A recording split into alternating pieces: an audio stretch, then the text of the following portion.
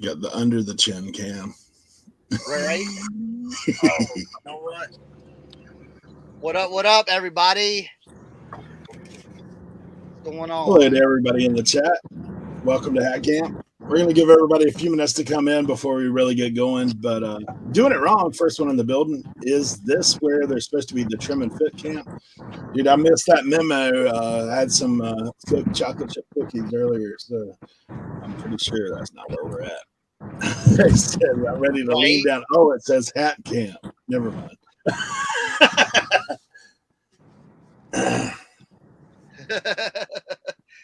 We got Counselor Tim with us today on the road cam. He's on the hunt. He's on the hunt right now for the house. Right. Making his way. 7 people in the building. Drop a comment if you're here. Uncle Steve in the building. What's up? Oh, man. All right. So Hat Camp. What's the most important thing about Hat Camp? Pinjo, what's up? Gotta have hats, I would think. Well, one, you gotta have hats. Duh. Yeah. 2, okay. You need to have clean hats. Okay. But if you don't have clean hats, this is what you're here for. Hat Camp. Okay. Now, we will preface this. I will preface this. Okay. Not every hat is the same. Okay. You've got different materials. You've got different, structures. Every hat's not the same. So what you have to do is you have to decide, what do I need to do with this? And here's the most important thing as well. Not every hat is worth cleaning. Okay? Not every hat is worth cleaning. I'm going to show you something that might horrify some people. This is a trash bag full of hats. Okay? It is going into the trash. Do you know why? Because they are not worth the time. Okay? So again, not every hat is worth your time. Okay? Now, did you take some of those parts from those hats? Yes. I've taken the snaps off. I've taken patches off. Way back here, I've got a whole section of here. Let me show you, and I'll show it a little bit later. But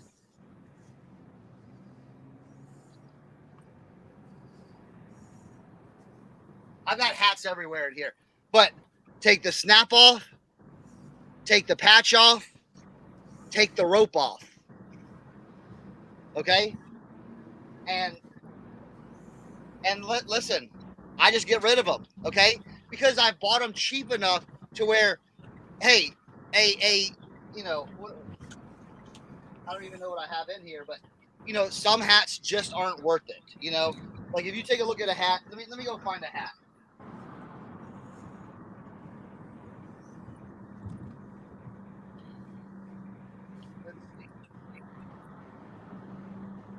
So now I've got a hat, donor hat right here. Yeah. This is a throw-in, but this is the one thing you cannot salvage. Yeah. Oh, yeah. Broken bills. Yeah, you can't bring it back. So we got. Yeah. And the snap is a K brand. So. Yeah, exactly. So again, not every hat is going to be able to be salvaged. Okay. Or you might have some really cool hats that the hat itself is trash, but the patch on it is worth more than the hat. You know what I'm saying? So cut the patch off and, you could sell the patch, or you can even put the patch on another hat. That's going to be that's an advanced hat camp. So, doing something like this, I did this custom yesterday. Doing something like customizing a hat like this, that's advanced. Okay, that's advanced. We're not going to show that today. We're just going to show, hats that you can do. Now, there's links at the bottom. There's links at the bottom that all the stuff that we use. Okay. And there's some extra stuff too. So take a look at that. But I can tell you the most important thing, the most important things that I use are this brush right here. Like brushes are like probably your best friend because you can get a lot of like on the like trucker hats and like polyester hats. You can get some things, you know, you can get some stains off by just brushing them. Now, again, you have to experiment. Every hat is not going to be the same. Your materials aren't going to be the same. So you might, you know, you might not want to use, you know, a hard brush on something like really like soft like this. Or if you do, you want to test it out. You know, you want to test it out to see, you know, your cleaning materials. You want to test out those as well. Like this hat, the little grungy inside. We're gonna go upstairs and show how to clean that. I've got some other hats. You know, a lot of hats you pick up are just dusty. Okay, they're just dusty. Look at this hat. It says, "Don't bother me when I'm at work. I'm resting for the weekend." So, you know, a lot of them are dusty, and that's where your brush comes in handy, where you can just get that dust off. Okay. And then, you know, if you look on the inside, it's good. Hey, this is ready for steaming. Doesn't really show up, but yeah, that's a you know, that's a brand new bill. So yeah, so definitely get yourself a brush. That's the one thing I use constantly, especially when I'm like taking pictures of the hats. You know, you might have some, you know, a little hair or a little, you know, boom, you know, have that brush with you. Oh, no, you're not late. You're not late at all.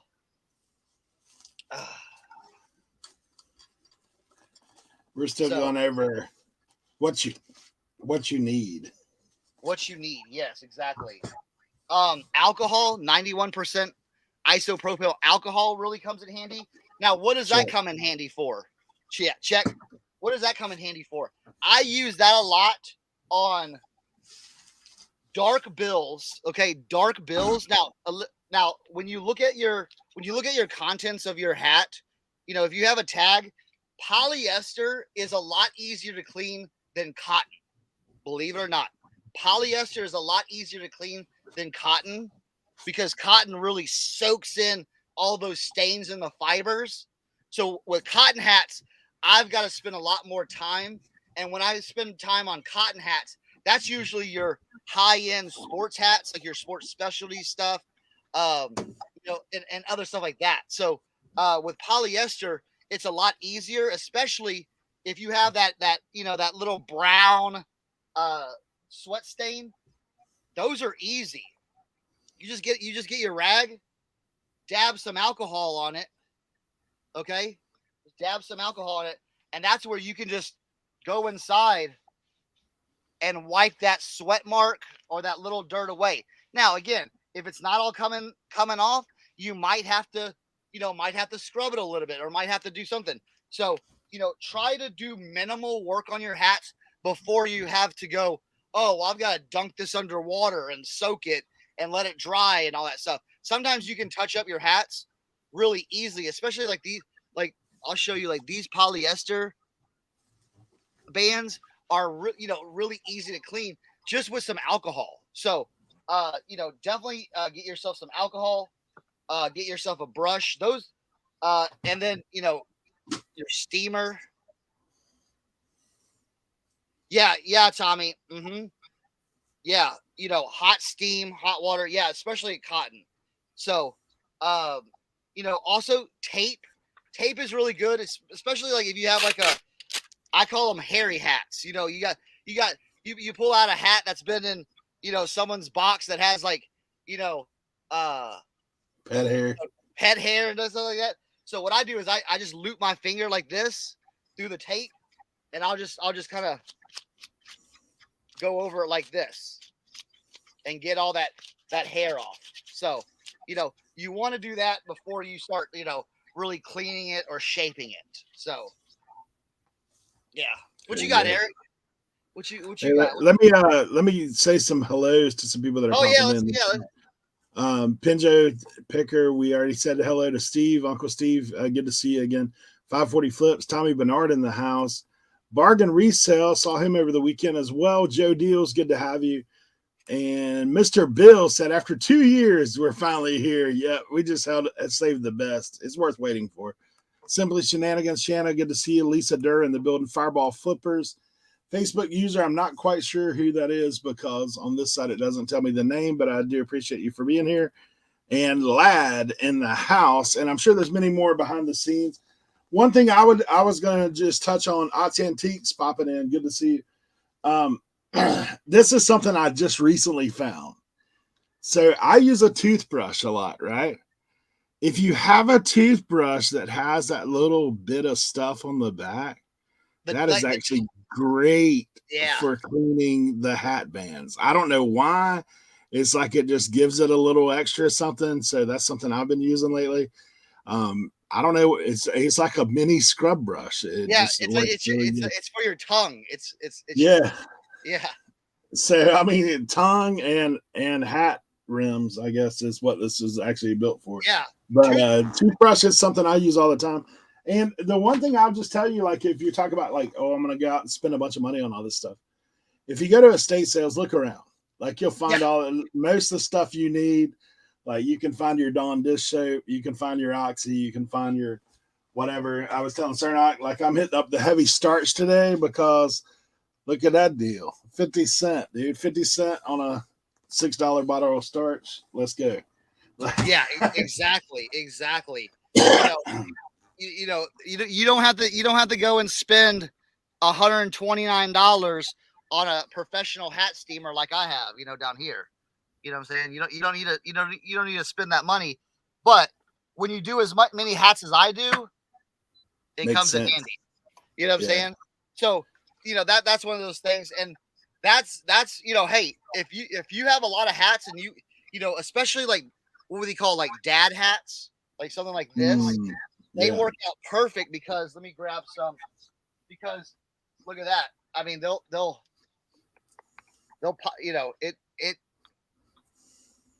it steams it, it steams it, it warms it, and it cools it. So it shapes it while it steams it and stuff like that. So, I just usually put that on in there and just leave it while I'm doing other things.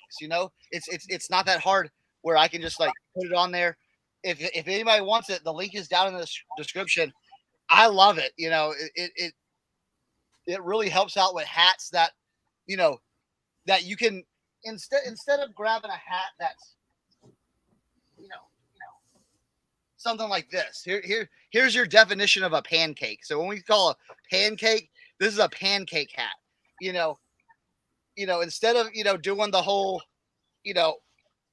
steaming and putting it on the block or wrapping it, putting towels in, you can just pop it in there and it now here's the thing. A lot of people get it they get it behind where it doesn't matter or the steamer that I use doesn't clean it. It's not a magic cleaner. It's not going in there with magic elves and you've got to have clean hats before you put it. It's just steaming and shaping it. Yeah. But again, I do a ton of hats. So, I mean, let's take a little venture, you know what I'm saying? Look at all these hats I have over here. Hats over here. Okay? More hats over here. Okay? We ready for hat camp yet? We got more hats over here. More hats over here. More hats over here. Okay? So Cernak, if you were to give a quick list, like just kind of household, like if I'm a new user and I'm just starting out, like I'm just starting cleaning hats, and I don't necessarily want to go to that pro level. I know for me, I've got a couple things that I use that aren't necessarily on the pro model, but you've already mentioned rubbing alcohol as being something we know industry standard. OxyClean, like if you get that, that's one of those things. Your Dawn dish power wash that works really great. Okay, the power wash works great. Your brushes, You want to get a good brush. Little nail brushes. That's what he's talking little about. Nail brush. And then they even have one. I have one upstairs. It's like almost like a sink brush that I use. It's really the good. little round one. The little round one. Yeah. So go to your Dollar Tree and pick up some of this stuff. A few brushes. Toothbrushes are always good for getting in the cracks and crevices. Your alcohol. What's the alcohol cost? $1.35, $2 or something like that. Another little hack that I'll just tell you guys that I've started using just because it stays on a little bit better is get yourself some high potent hand sanitizer, like the alcohol based ones. Those actually work good because they're a lot more of a gel content. Yeah. So they you can work them in there a little bit more, but that's something that I've recently started using. And then I would say go out and probably as a beginner, your most expensive item is going to be a handheld steamer. That's going to run you about $40 to $50. But I will tell you what, you don't have to have a fancy block like I do to, do your stuff on. You can find a pot or pan, turn it upside down and use that. I even have some. Yeah, there we go. A 2-quart pan is what you're looking for. 2-quart pan, and then what I do is stick it on the pan. Now this is Revereware, so this is stuff that I may actually sell at some point. And then I put some like little bags on top just to kind of form it out to where it should be. Yeah. You can like for that shaping purposes. Yeah, you can do it very DIY. You know what I'm saying? I've accumulated my stuff over the years. So it's not, it's not like, hey, I just went out and bought all this stuff. I've accumulated this stuff. And then also, your steamer, your cleaner. I mean, that's kind of about it. And then just time. Again, value your time. Okay. Yeah. You want to see, there, again, not all hats are created equal. And I cannot stress that enough because I don't want to come off and go, hey, when you're at a yard sale, buy every hat. Well, I do.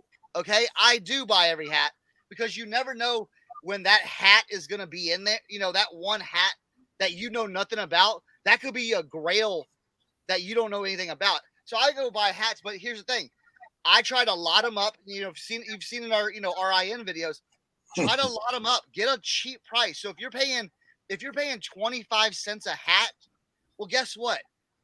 If you buy, 25 cents a hat and you buy 50 hats, okay, you're making out good. Now, if 10 of those hats, 10 out of those 50 hats aren't any good, you're not losing out because you can take the parts off of them. Okay. Yeah. And here's the thing. You can sell those parts.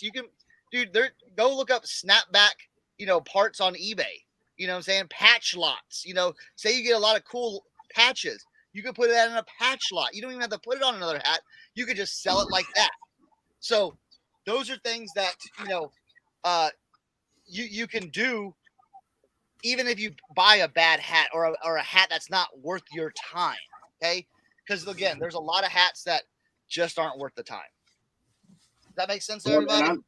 I know for me, like I honestly, like, if the hat isn't bad as far as condition wise, but it's just not something that's going to sell for any kind of money, you can lot them up with other hats and sell it like as a box lot, maybe throw a couple better hats in there, sell that as a box lot to other people. I've done that over the years. The other thing is I have a semi-annual yard sale here.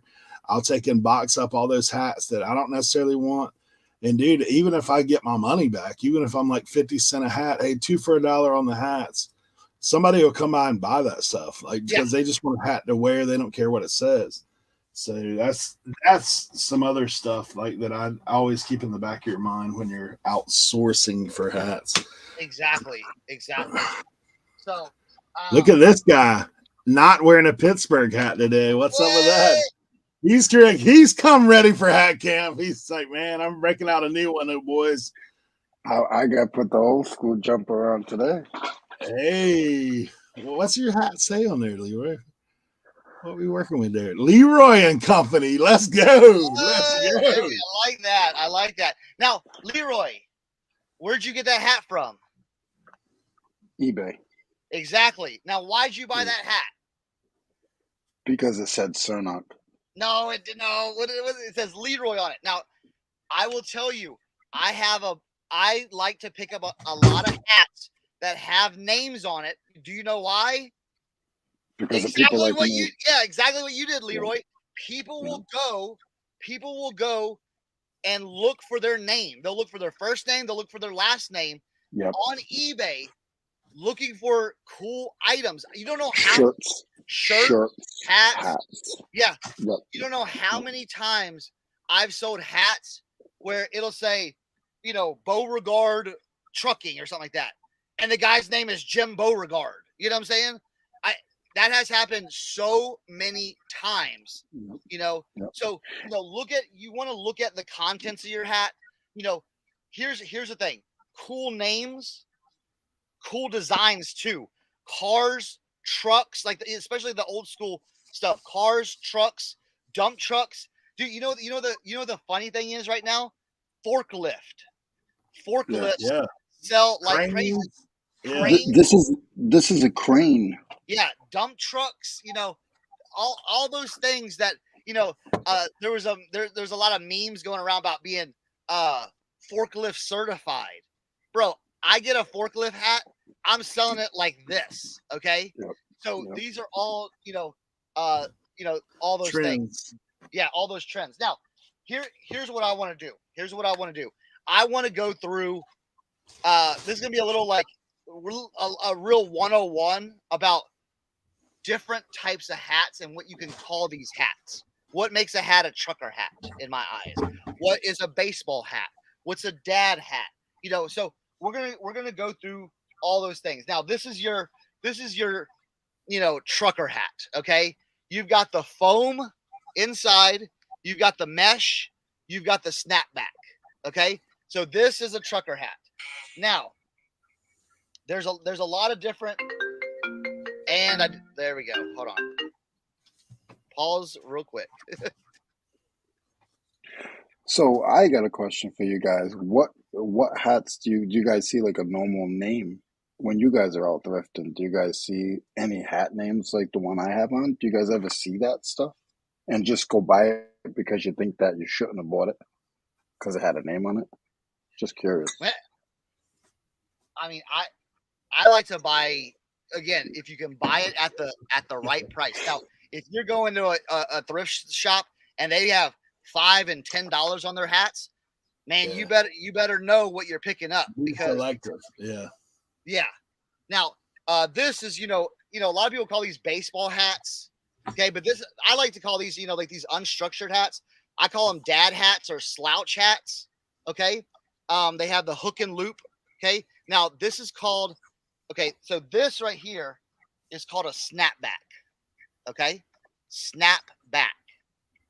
Okay, this is a hook and loop strap back. Okay, now there's other strap backs too.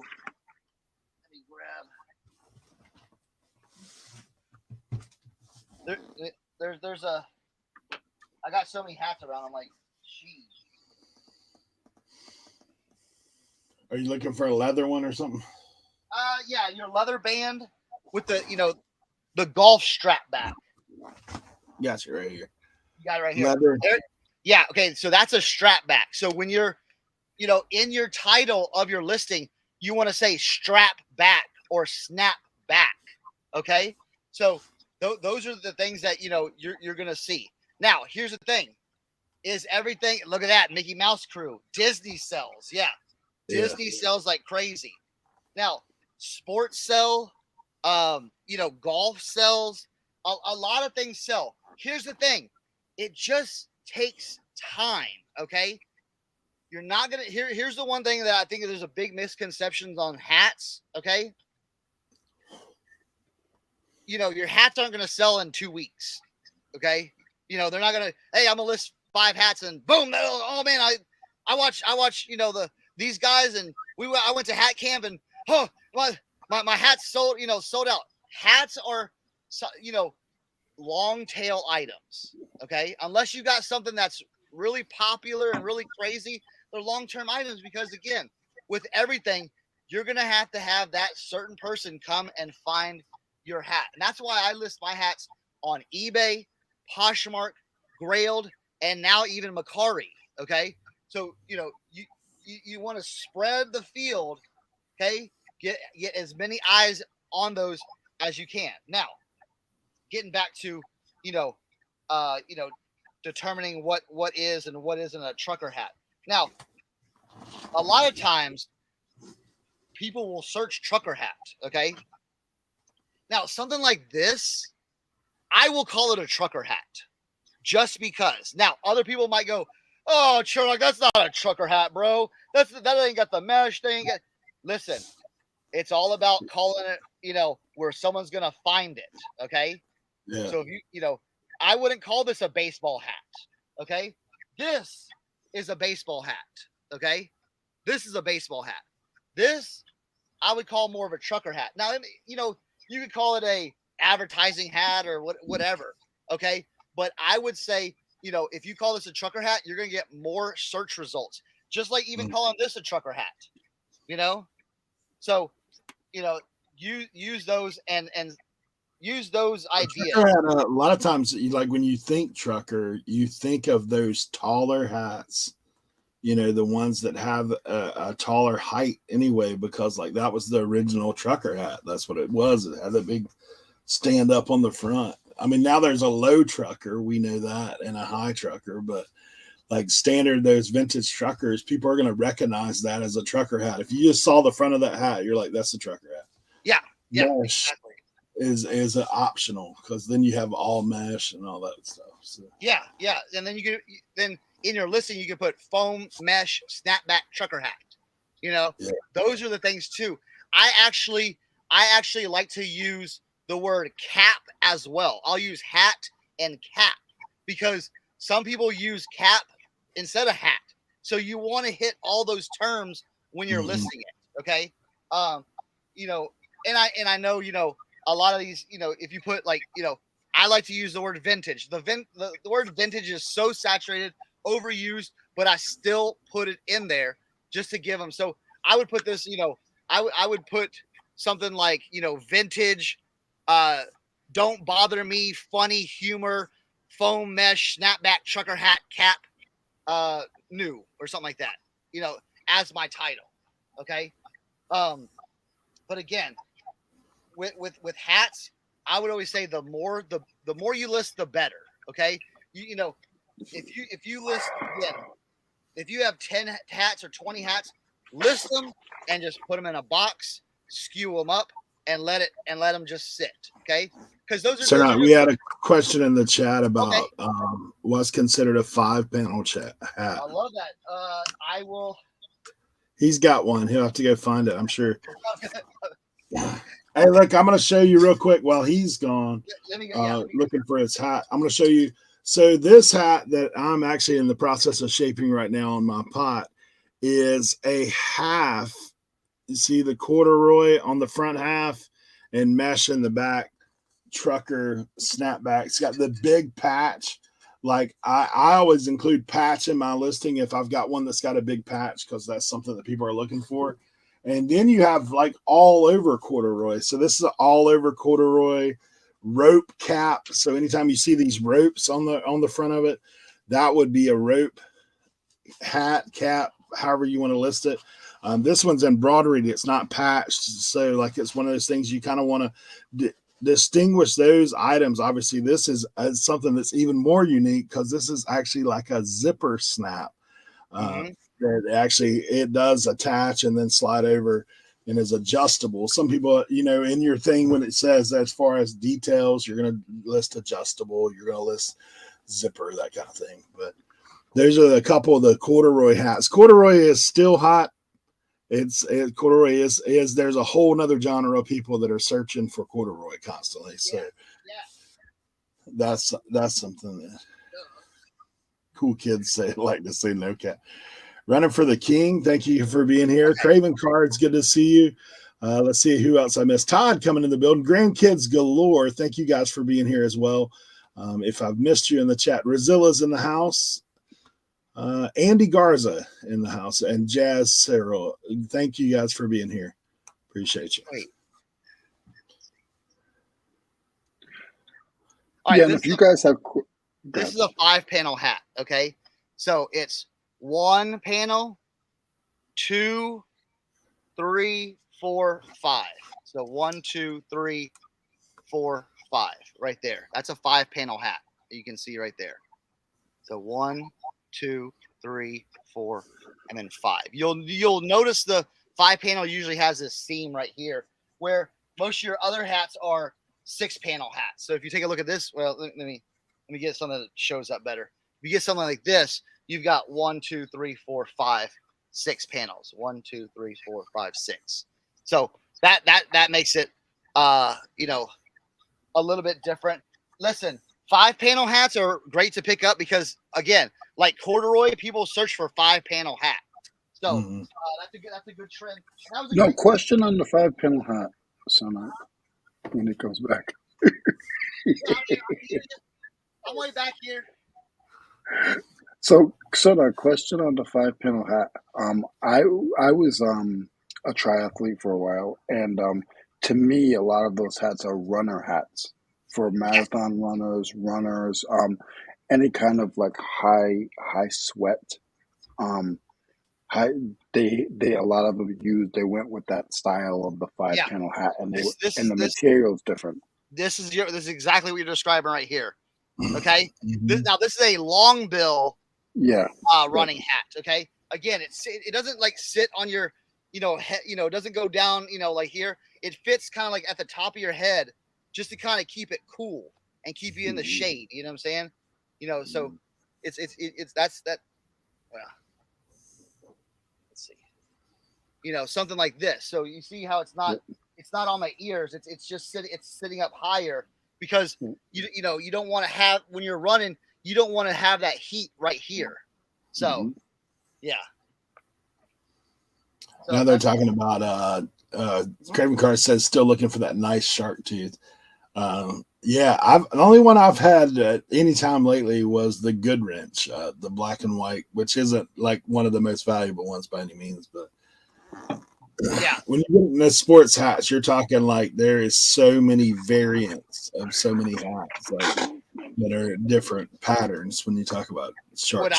What I would say if you want to learn about, now here's the thing about sports hats. If you want to learn about sports hats and what sells, just go to eBay and type in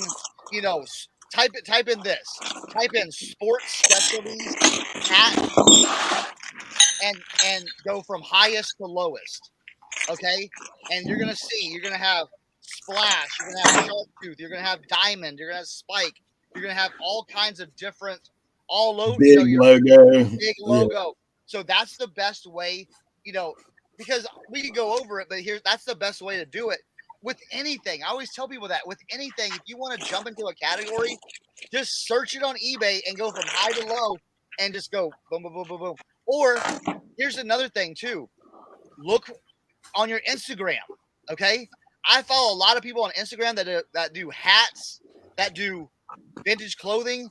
You're always seeing cool finds. You're always seeing Facebook groups. There's awesome Facebook groups that are, Eric and I belong to a vintage sports hat Facebook group, and we're seeing all kinds of crazy stuff every single day. So those are things that you want to definitely do your research on and look for.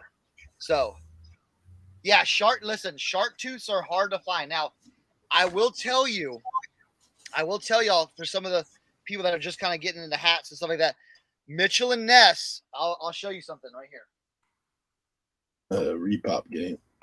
Yeah. Okay. This is made by Mitchell and Ness, though. This is a newer style hat, or this is a newer hat. So if you see Mitchell and Ness doing stuff like this is called the Diamond logo. I have a Green Bay Packers one upstairs. This is the Diamond logo. but this is basically what they call a repop. Okay, this is not vintage. So just letting you know what to look for. Now, I get this question a lot. Well, Chris, how do you price your hats? Okay. Now, this is how I price my hats because I've been doing it long enough. Okay. I price them higher than other people. Okay. Or you might have a hat and you search for it on eBay and you can't find it on eBay. But then you go to the comps and you see a hat just like yours sold for $8. Now, what does that mean? Are you going to list it at $8? Okay. Because the comp said at $8? No. No. Okay. So you make your prices. Okay. You make your prices. You can offer best offer, take offers, whatever. Because here's the thing, here's the thing, you might have something special that someone else just gave it away. Okay. So price it whatever you want. I like to price my stuff. I like to price my stuff from like 20, 25, 20, 25, 35, 50, things like that, where you can have it, again, I list it a little bit higher so I can take a deal if I get a deal. If you list, I'm going to list my hat at $10 and accept offers. Well, then you're going to get $5 offers all day. Do you really want to take $5 on the hat that you just spent, cleaning and everything like that? But if you list it at 20, you might get that $15 offer and go, you know what? Yeah, I'll take that. Pop it in a box and boom, be done. So. Yeah, that's the stuff that you have to be leery of with anything you list, but hats especially. Like, there's so many people that do get excited about hats because they've seen videos or whatever, and they go out and buy it, and then they put stuff up and end up giving it away because some of it's because they haven't taken the time to clean it to make it better. There's a big difference between a hat that's been steamed and cleaned and made to look nice and a hat that's just like somebody dug it right out of the bag at the garage sale and put it up and listed it. Bro, if you list this hat like this on eBay, you're gonna get $5 for it. Okay. At least put something inside it, puff it up or something. Puff it up, and listen, I've seen some people's stores that have big YouTube channels that their hats are trash. Okay, you know what I'm saying? Yeah. It's like, man, if you just take the extra time just to puff it up a little bit or to clean it a little bit, just take a little scrub brush to it, you get more money out of that. Presenting your hats, taking good pictures of your hats. That's another thing. Taking good pictures of your hats is very important. You can always go down to my eBay shop and take a look at how I present my hats. Now, I'm doing everything on AI backgrounds now because it gives a lifestyle angle to it. Because here's the thing, everyone's doing white backgrounds now. You put a hat, you put a hat in a cool scene, people are gonna be like, "Yo, what's that?" I might click on it, might buy it too. So, those are the things I do. You want to make sure. I always like to take like a little angle, front, side to side, back, top, inside. And then what I like to do is I take a picture right here. I like to take a picture right here so they can see the sweatband, okay? And then I'll take a close-up of the snap so they can see that the snap is in good shape, okay? And that's another thing, too, that you want to do, too. Whenever you have snaps, make sure you undo it and close it, okay? Maybe even a couple of times. Now, I will say, don't go crazy and rip it off. Just see if it just comes apart like that and see if it goes back together. Because here's the thing, sometimes these little nubs on here can break off. These little nubs right here can break off. Okay. So make sure you test it, because the worst thing you can do is sell a hat and then ship it. And then they go to readjust it and then they pull all the nubs off and then you have a nice little return. Okay. So Yep. Yeah. Retro, you're right. You're right. Mm-hmm. Hey, Kristen, that hat that you're talking about, vintage sports hat. If you can't find a comp on that, feel free to reach out to us on Instagram. You can also drop it. I saw you the other day. You dropped a question in the Facebook group. Just upload some pictures. We'll be happy to help you out best we can. Mm-hmm. What team is it right off? Do you know?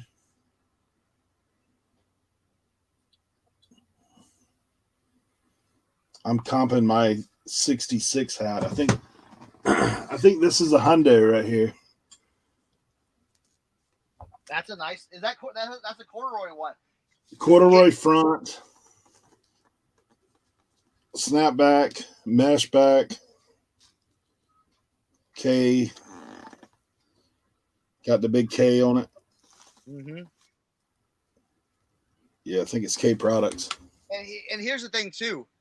You might have a hat. Okay, you might Tennessee Volunteers 1989 championship. Yeah, see, I would look up Tennessee Volunteers championship hats and see, what they have. Patch it. Craven Cards patch. Patches do well as on hats do well. Here, I'll show you. And here's the thing: you might have some rare hats. Okay, again, I'm gonna show y'all a rare hat. Listen. If anybody can find this patch on this hat, I'll send them a box of hats for free. Okay.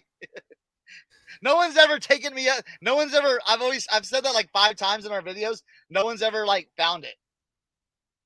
This right here, Schlitz Beer bicentennial patch on a velvet roped snapback.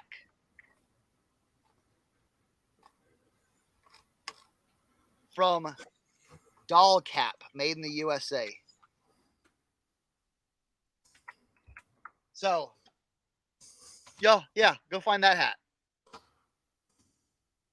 Does it matter the tag's faded? No. Well, yes and no. Okay, if it's a high end sports specialty hats, and if it's faded, the tag could devalue a little bit. But tags sometimes are just content, brand, and stuff like that. Don't get so like it doesn't have to be perfect. It doesn't have to be perfect. Here, look, that just came out of the steamer. Look at that. That's why I like using that. All right. We got. Here's another thing too. I'm gonna show y'all some weird hats that sometimes people like. Bro, what? Okay. Long bill fisherman hats. Fly hat. Listen, you might pick this up and go, dude, this is crazy looking. Look how big, look how long that bill is. That's crazy. Dude. The last one of these I sold for $65. Yep. Okay. So long bill fishing hats. Elmer Fuds. Yes. Yeah. I thought I had Elmer Fudd. The ear flap hats, those do well. Yeah. SSK promo. So the steamer that I have, it's a 30-minute cycle, but it's a 5-minute. It's a 5-minute steam cycle. It's a 15-minute warm cycle, and then it does a cooling cycle. So what you can do is for the steamer, and I just let that run while we were talking. So but sometimes if you want to do it quick, what you can do is you can put it in for the 5-minute steam session, take it out while it's still a little damp, and then go put it down, or let it run for the 5-minute steam session, do a little heat treatment to it, and then put it away. So instead of taking the whole 30-minute process, you can shave that down to a maybe 10-minute process. So hopefully that helps. Valerie, the standard box So for what I'm doing with this is a more valuable hat. I'm actually going to leave that in this state. So it'll look like this when I'm done. Like what I'm going to do is I'm going to actually stuff some either paper or some American Bubble Boy in there. I'm going to do either one or two of those things. And I would put this in a 10x8x6 hat box to ship it, because this is going to be $100 hat. So 10x8x6. If I have ones that are flat bill, I'm always shipping them 10x8x6. If they are curved bill, dad hat situation like you talked about earlier, I can get them in 8x6x4. It's not a problem. And generally with those, I just bag them. Yeah, something like this. You could even like bring it in like this. Fold the back, and then put that in about 8x6x4. Set it down in there. You could maybe put a bag over it. Here's the thing that I like to do. It depends on kind of like the value of the hat. If I'm selling a $10, $15 hat, I'm throwing it in the box, shipping it out. If it's a 50 and up, I'm taking some care to it. I'm like Eric said, I'm gonna take it, I'm gonna stuff it with paper, I'm gonna put a bag. Here's a great thing too. I forgot to put it in the thing. You can go to Walmart and buy 100 bagel bags. They're clear bagel bags. Okay? For like $3. And they fit hats perfectly. You just slide it over it, boom, put it in there. It just gives another little presentation to it as well. Just like when they open up the box, it's like, ooh, this is nice. You kind of want to make it, if someone spends a good $40, $50 on a hat, when they open up that box, you want to have that hat ready to go for them. Okay? If you took the time to steam it, why are you going to try to cram it into a cereal box, flatten it out, and then ship it out? And I mean, I've seen. Yes, they are called Daigle bags. Yes. Kent Daigle gave me that. He told me about those bagel bags because I was using other bags that I had bought, and those were so cheaper. So yeah. Let's see. Let me get some of the comments. Perfectly blessed. I flipped that. Tracy Parks in the building. Good to see you. Kent Daigle popping through. Thank you guys for being here. For sure. Yeah, your steamer. You can go to Target. I bought this at Target for like $40. Black & Decker steamer. There's a similar one. There's a similar one on Amazon in the links below as well. Yes. Here we go. No. Okay. All right. I was thinking about this. I was thinking about this question. I was thinking about it. Because you knew it was coming. I knew it was coming. I've got one. Right now. That I've got like 4 of them. Okay, I've got 4 of them. I thought long and hard about this question because I knew it was going to come up. Okay.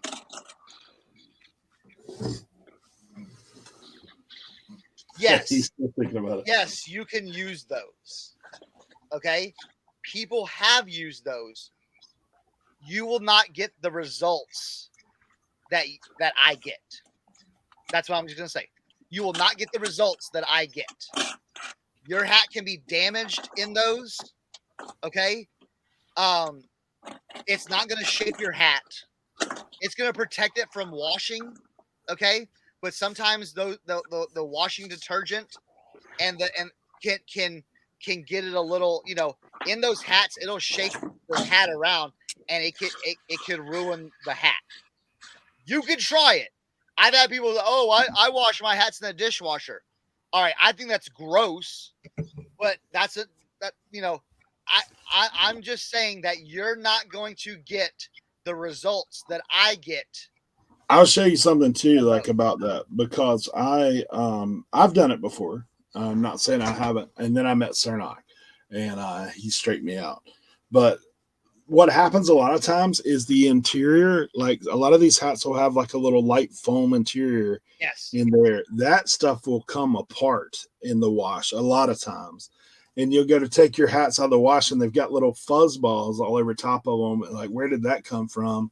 That's the inside of your hat just disintegrated. So especially when you're dealing with vintage hats, you kind of want to handle them with a little bit more care because that's not, going to be the go-to. Or the band, a lot of times that band will curl out because it's been in the washer. It's just one of those things. Like, I mean, you could do it, you could try it.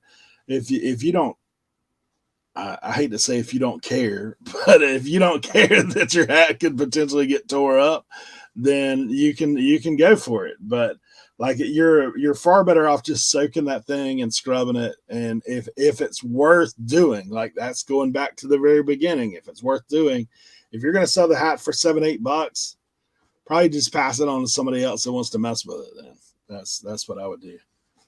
Kristen, no, you cannot use those things to steam. Trust me. Just get you a 2-quart pot if you got one at your house. Like, that would be easier than using that. And then, like, those things, they don't hold the correct shape for like trucker hats anyway. Yeah.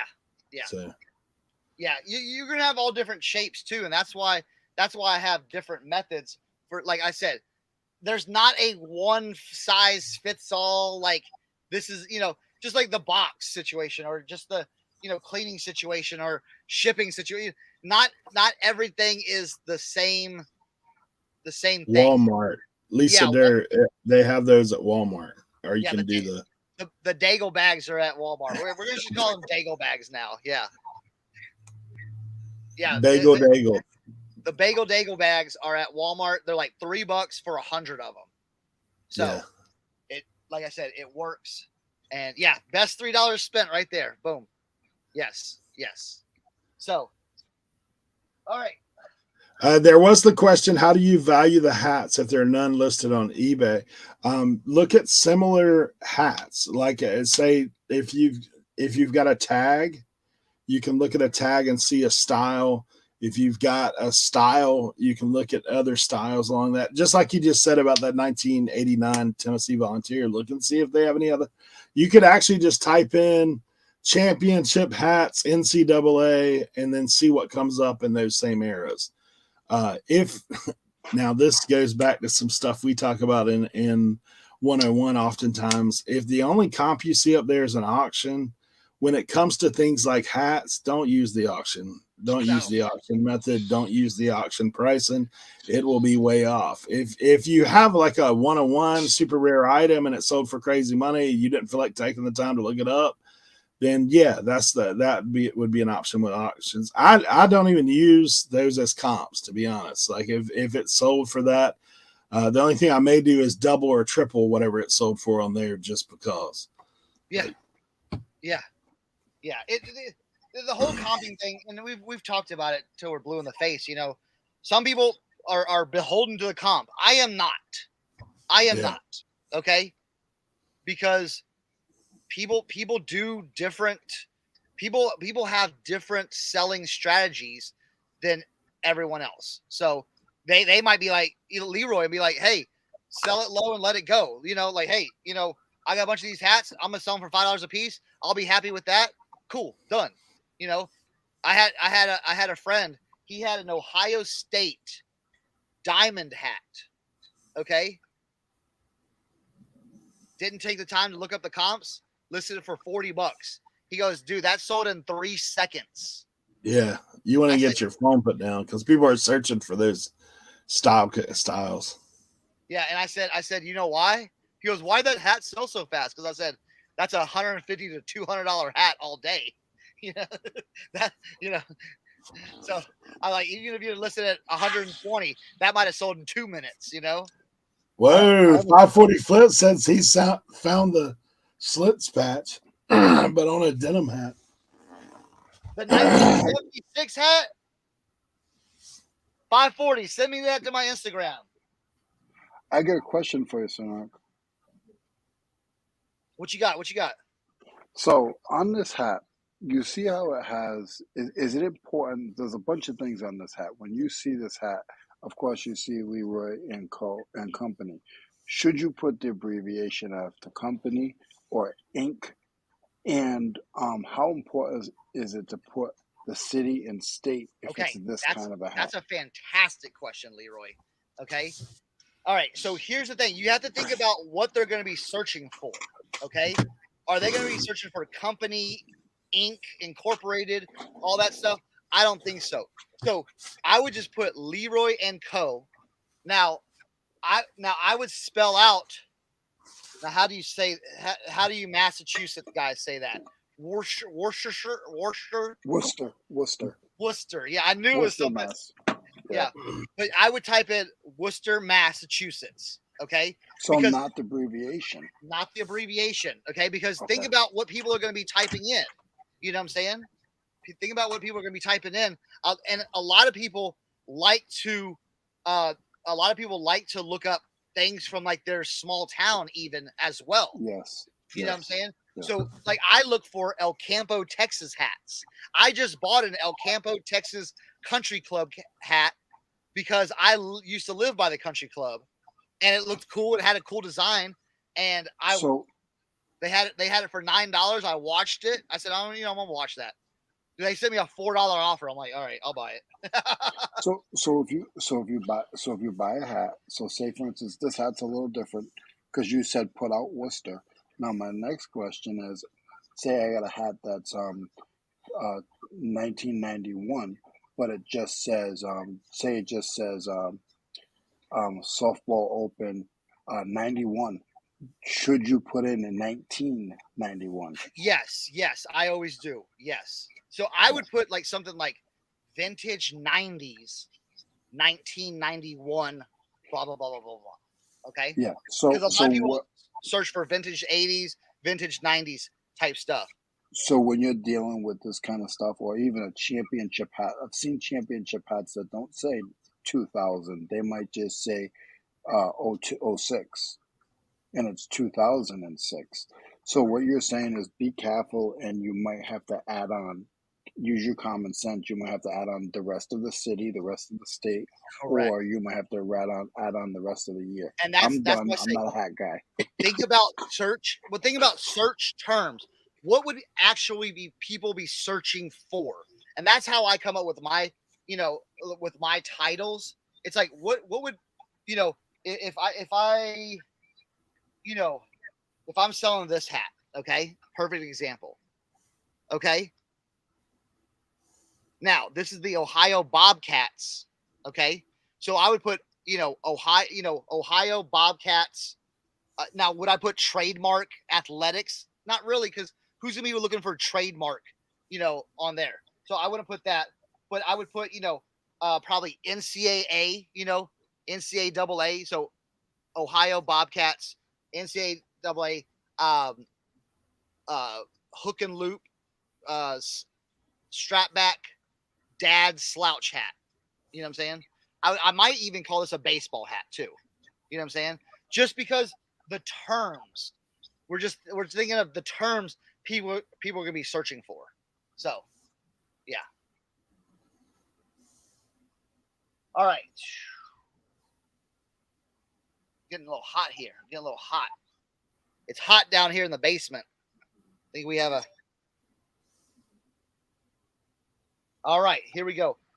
Y'all want to see some hat cleanings?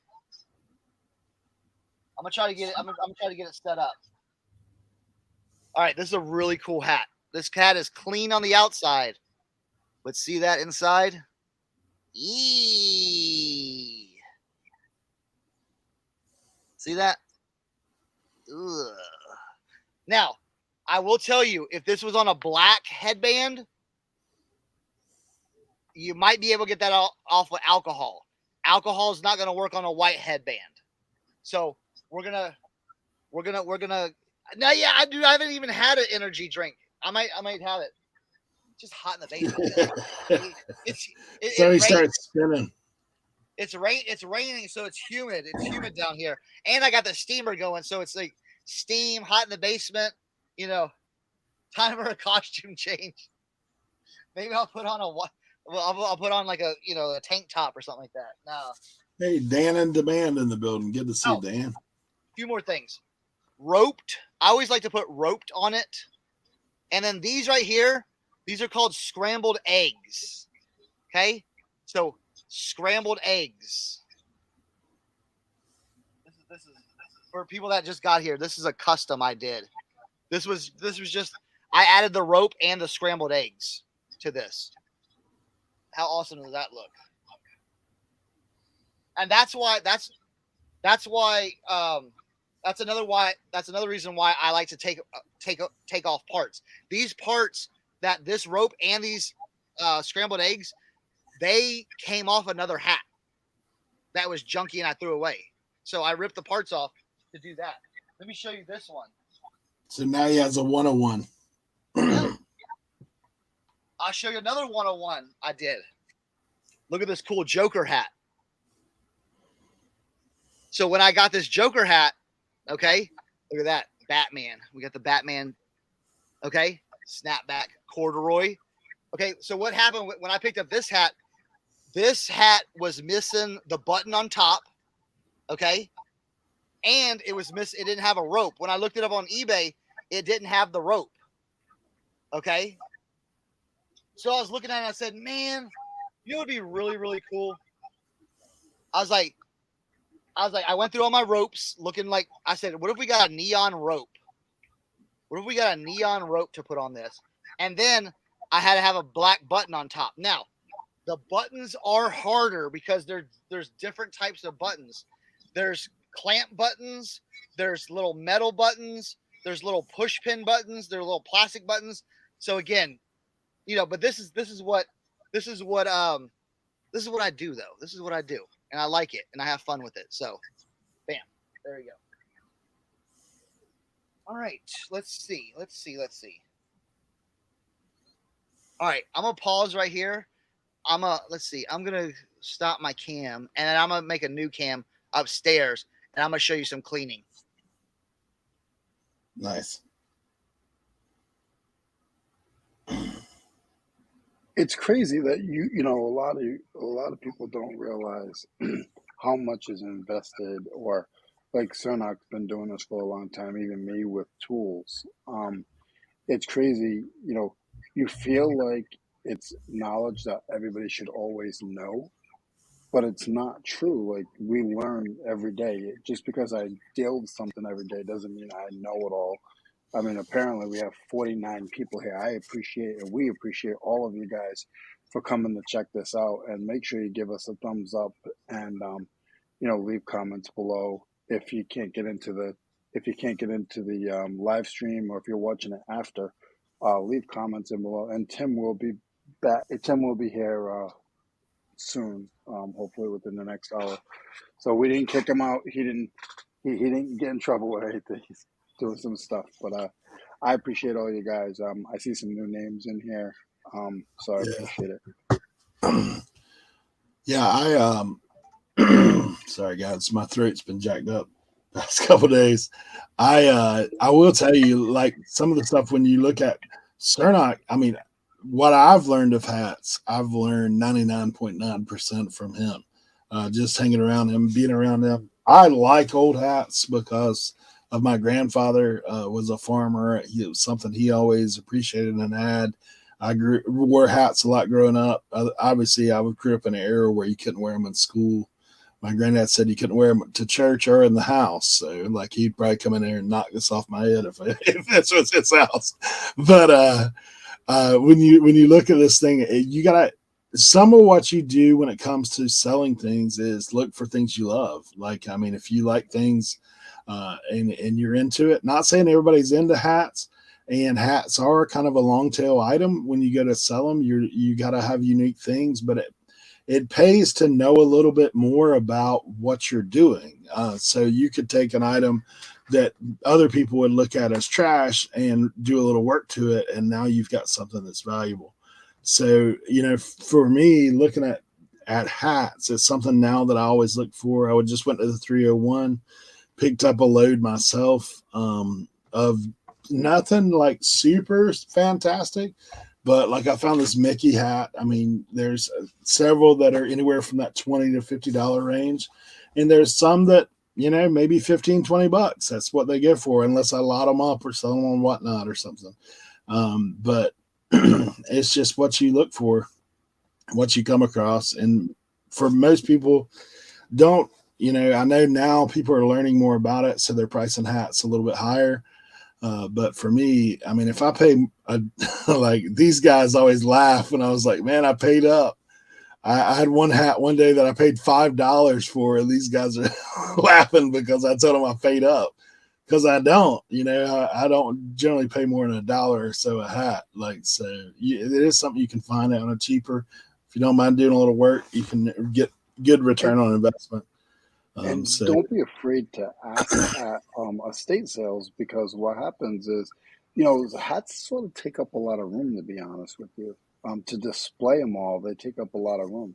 So sometimes when the house is all decked out and they think everything else is more expensive than the hats are just sitting either in the corner or up in the attic or in a bottom drawer. So don't be afraid to ask if they have the hats. They'll put them all together, and I never realized until I hung out with these guys that where you gonna find 100 hats at one time? No way! Like, you're crazy. Like, sockets and stuff. Yeah, what I sell, because you buy a toolbox, it's all in the toolbox. But when I started going with these guys, I mean, some of these bigger vendors, when we do the mile sales, the 100-mile sales and stuff like that, some of these bigger vendors, they'll store them all together so they don't damage them. And, they might want a lot, but if you offer, if you go back to some of our other videos, if you guys haven't been here before, you'll see we talk about bundling and buying in bundles and stuff like that. I yeah, think we actually did that last week. So don't be afraid to ask at the estate sales. That's yeah. One of the things I'll tell you, like I did see a couple questions I do want to get to.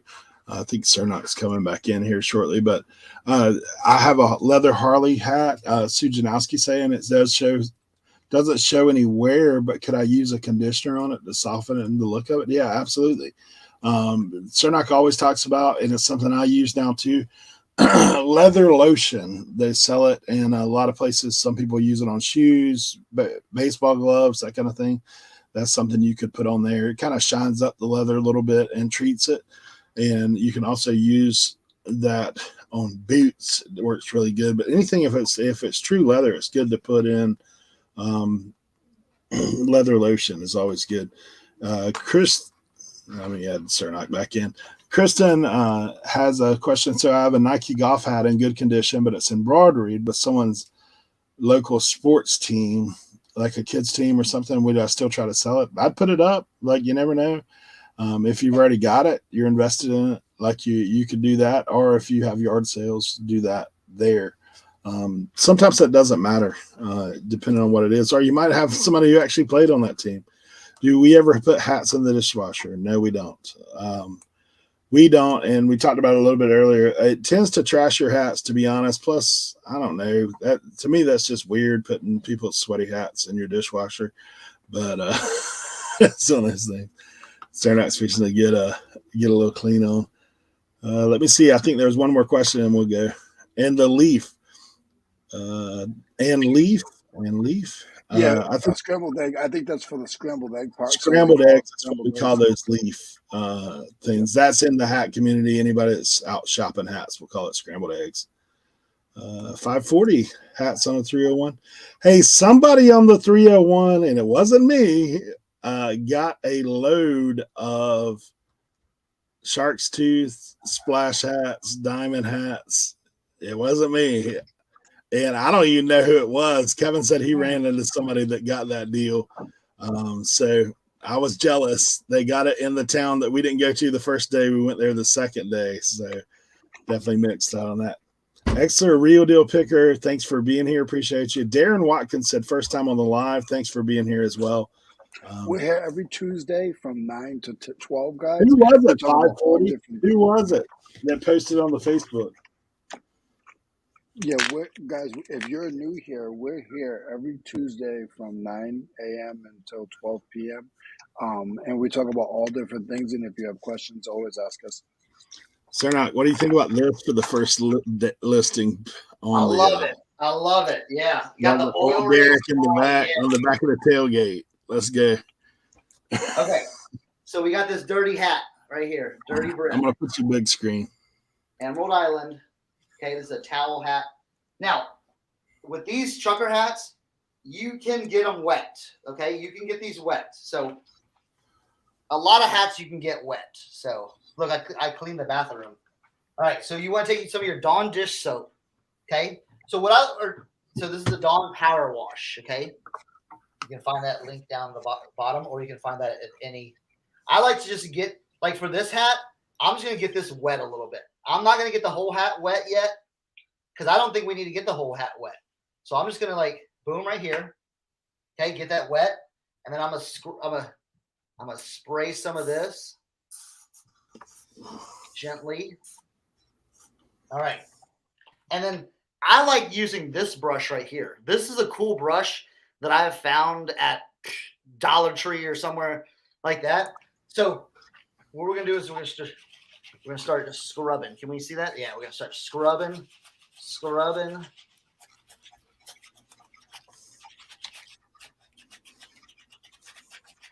Okay, look at that. Look already right here, starting to come clean.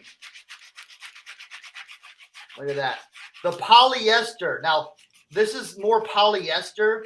These can clean easy. I'm just showing, real quick how fast you can clean the polyester stuff. Okay. We're going to hit it with a few more shots. Boom. And so we took that dirty hat and boom. Okay.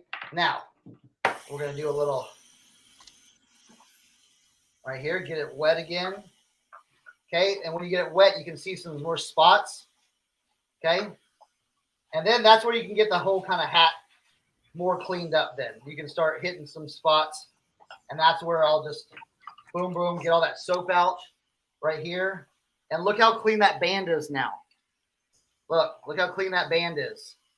Okay. Nice. Boom, boom. I'm gonna hit this front a little bit. Just give a little good scrub. You know what I'm saying? While we have it wet, even though the hat's clean, hey, just give it a little extra scrub. Boom, boom. All right. Turn that off.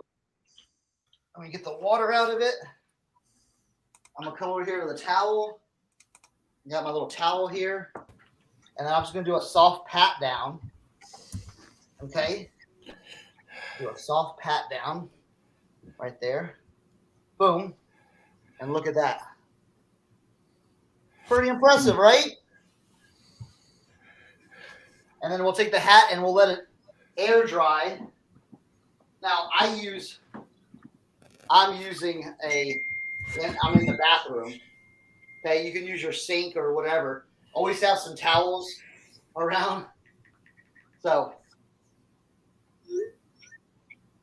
Steve, there's some links down below, but we did go through them a little bit earlier. He's talking about that power foam spray. Dawn. Yeah, I like this because you can kind of direct where you're spraying it.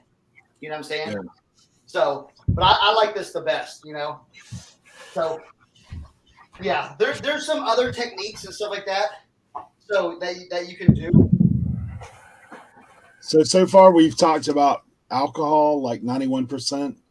Is a good thing. OxyClean is something we tend to use if you're going to soak them, or also make a paste, like for those sweatbands. Sometimes that works as well. And the Dawn spray, those would be like kind of the big three as far as cleaning. Is 99 too much? I have found that 99 is a little too strong, bro. If you have a hole in your hat after cleaning today, Tim, hey, listen. Be delete careful it because I've used 99 on some things, and it will bleed a lot. It'll bleed, certain colors. Okay, so just be careful with that. I would use that cautiously. So say you have like a dirty. Look how you can see that. Say you have like a dirty hat. This is something that that you could soak, or I'm just going to just get it wet, spray it with the the Dawn dish spray and just start scrubbing. A lot of hats, unless they have really like really bad stains on a white hat, that's where you want to soak. I usually soak most of my white hats, usually like black and darker colors. You can just soak and clean, especially when it has a black headband. I found that soaking sometimes on the tags, it'll blank out the tags. If you soak it like in an OxyClean, it'll just your tags will be like gone, so you can't see what brand or anything like that. So just be careful when you're soaking that. So also, if you're doing white hats and they have any red or any of that on it, be very careful. Super cold water, don't do it in hot water because it will bleed for sure. Yeah, you don't want hats bleeding. Jeez. Okay. So now 540 hit the mother load at the 301. You just sent me pictures of it. Nice. Clean the foam out down the road, Joe. Thanks for being here. Definitely clean the foam out. Do not leave the falling out foam. Vacuum it out is the best way to go about it. I've been working with this a little bit too. Hey. yes. Look at yes. that. It's an OxyClean gel stick.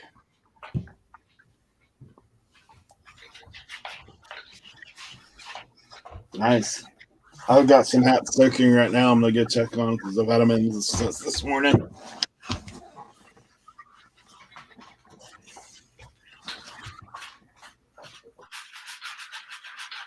All right. So we got boom, boom. Again, sometimes it just takes it getting wet, spraying the Dawn dish soap on there, a little bit of elbow grease.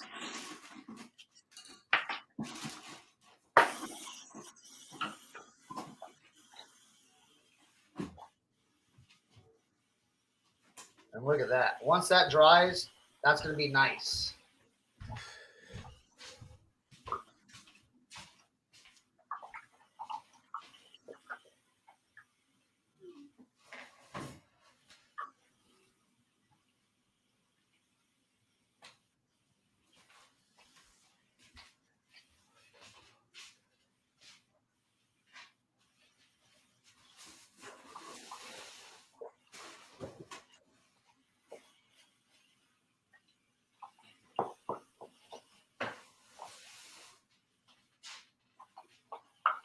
All right, look at that.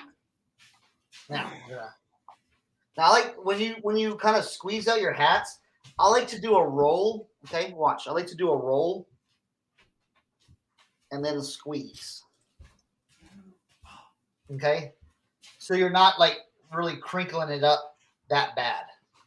Okay, and then I like to let it air dry for a little bit. And there we go. Now, okay. Something like this. Look at this. We're going to do a vintage John Deere K products. Okay. Now this is a non-foam one. So we're going to do this. But so when you have like this beige cotton, sometimes you get these little rust marks on it. See that? You can see the rust marks. Okay. That's something that, we're going to do right here. And now sometimes these rust marks, it takes a couple of times to get all the rust marks out, just depending on how old the rust marks are or how like ingrained they are. So again, it's kind of like trial and error. You have to just kind of like, all right, hey, test it out. So I'm just going to hit it with we're going to hit it with here. Make it a little bit darker. You can kind of see that. Okay. Now I do have another solution in here, a little OxyClean solution. So I'm going to spray that on there. And then we're going to start scrubbing and see what we get. Again, like I said, a lot of this is trial and error. You know what I'm saying? So just go slow. Don't go crazy. Okay.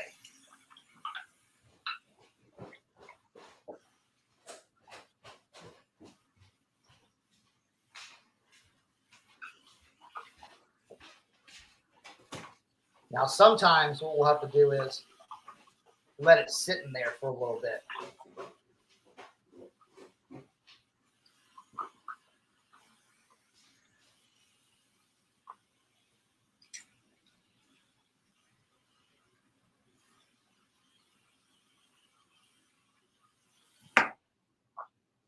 So what I'm going to do is I'm going to let it soak in here a little bit, and I'm going to spray it down.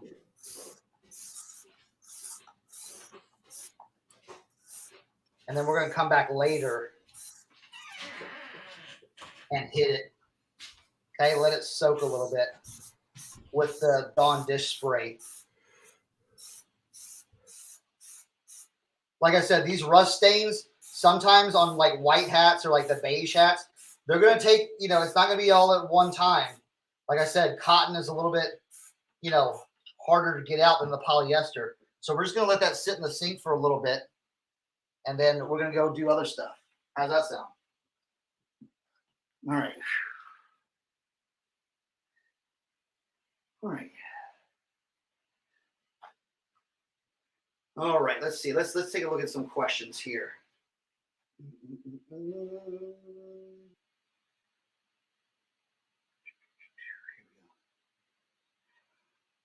Yeah, Dan, the power wash is a lot easier. I mean, look, it's point and spray. You know. So, and you can, you know, point out where it is. Yeah. Amazon, there's a link down below for the Amazon stuff. It's cheap. You get like, I think you get like four of these bottles for like $16. So that's not bad. All right, back alley trash. How about sweat stains at the back of the bill on black hats? It seems to have faded the black. Okay, so what you have is a sweat stain. You have a sweat stain that has basically bled into the coloring of the hat and actually eaten away the hat.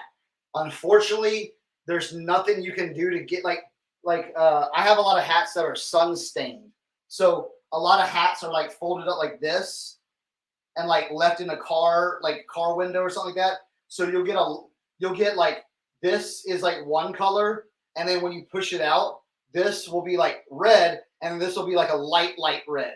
So with that, unfortunately, there's no amount of cleaning that you can do with that to get it back to the original. I have seen people like on, you know, higher hats, like your sports, like a shark tooth hat or something like that. They'll go and like re-dye it. But again, it's all about the value of your hat before you even attempt to do any of that type thing. You want to make sure like, hey, is my time worth the effort in doing it? So, all right, with this hat, I'm giving another scrub down. Let me switch it up here. I'm giving just a little scrub down just to work that Dawn dish soap into the material. And I can already see it lightening it up a lot, like where it was. I can already see it lighting the stains of the rust. Now, for something like this that has this green headband, I'm going to leave this green headband out a little bit because I don't want it to like bleed. I don't think it's going to bleed that much unless like something like you're soaking, but I'm just going to kind of like do it like that. This is a vintage John Deere Arden Equipment Martinsburg, West Virginia hat. I actually met the guy, or I met the son of the guy that opened this up. He actually bought a hat from me, a John Deere hat from me with the Arden equipment on it. It was really cool. So, all right, we're gonna let that sit for a little bit. I'll wipe my hands off. That first one we did, look at that. Look at that. Look how good that looks. Leroy, what do you think about that? That's crazy. I said, wow, I didn't have my my mic on. That's crazy. I've actually done like, look at this one. This one was all yellow. Here's my question, Sonak. My question is, you've been hiding that Dawn spray soap from me because you know I'm big on foam spray, and Yeah. you've been hiding that from me, and I'm really disappointed right now. Because you know Dawn cracks grease too, so I can use that on Yes. my stuff. Does it have? It has a little water base in it. Does it have? Yes, a it little has. water base Yeah, in it? it's basically water, alcohol, and Dawn dish detergent in it. I'm gonna try it all next week, and I'll give you guys a summary on my end of the tools with that Dawn soap. That because the spray foam is very expensive, Yeah, and I go through a lot of it. yeah. Oh, Hey yeah, I can Jimmy, already thanks for see. coming in. Aaron, what's going on? Back Alley Treasures, thanks for coming in.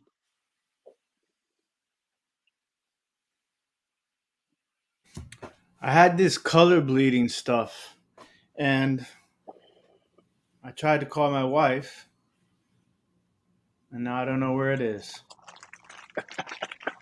It's supposed to help with stuff that has color bleeding. Because I have a whole bucket of hats that need work on color bleeding. Yeah. I've pulled out.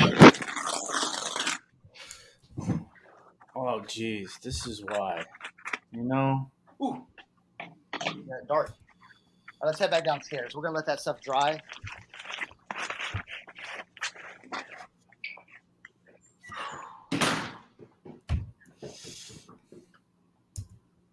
Boom.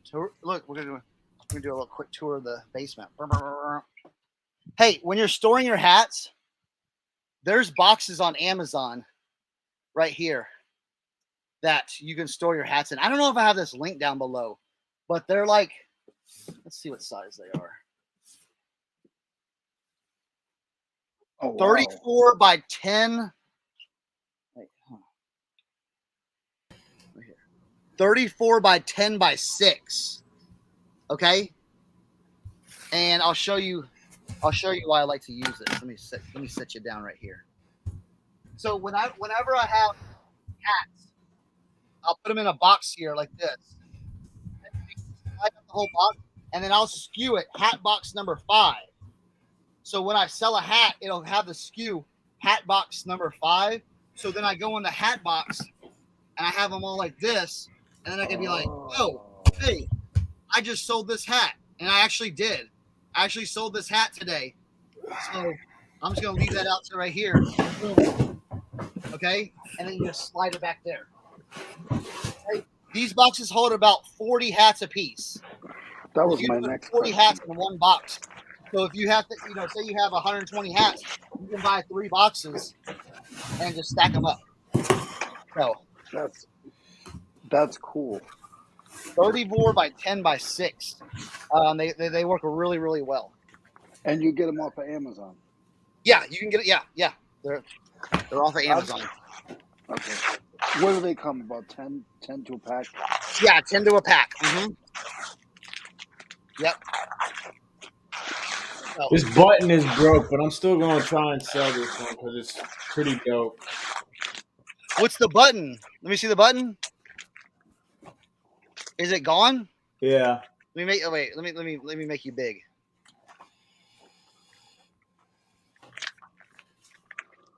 And let me see it. Like it's there on the inside. Oh, my computer. No, I can see it. Why don't you put another button in it? How do I put another button in there? How do I? You can. You asked the right guy. What are we cooking?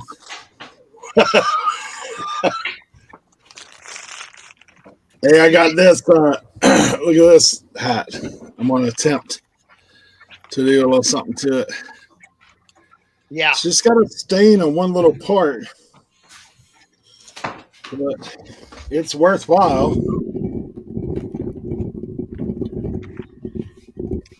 Vintage new era action. Tim, before you sell that hat, I'll send you a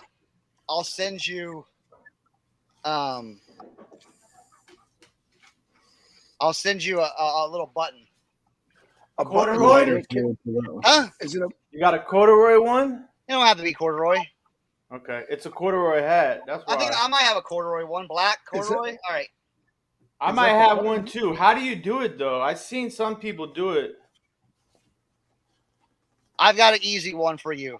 It's basically like you just feed it through. It's not the rivet one. It's just you feed it through and you put it together. So Is that a All right, button? here's one for you, Cernock. This interior of this hat band is almost like that canvas feeling stuff yeah. that has the backer on it. I've tried to soak hats like this before, and the yellowing will not come out like just with like standard oxy stuff. So that's where I make a paste. Okay, that's where the paste comes along. So you get your OxyClean, and you get Just your basically you're going to bleach that band essentially. Huh? So you're essentially kind of almost bleaching that band, just leaving it on there like a crust. Correct. Yeah.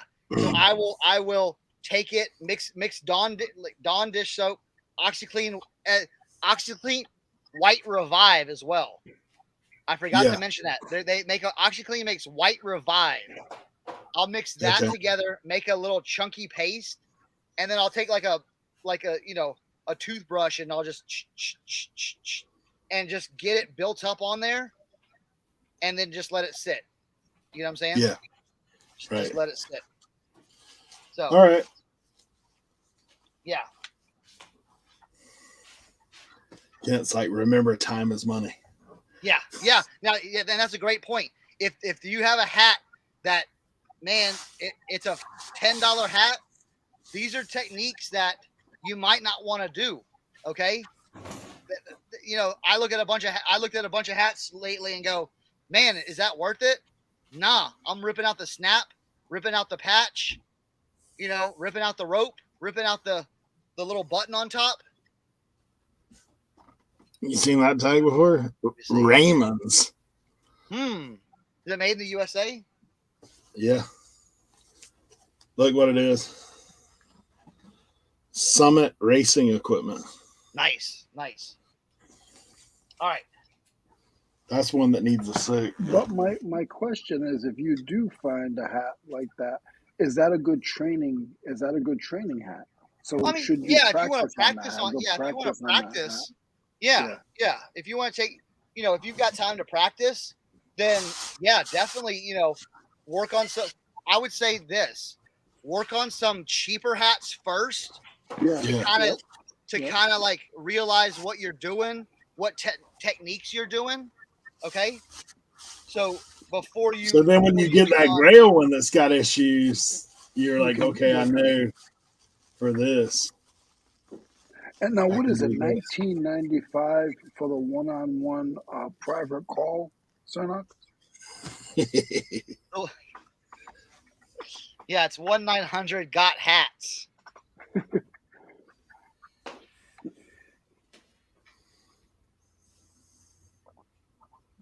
All right. Let's see. Glock in the building. Good to see you, Glock.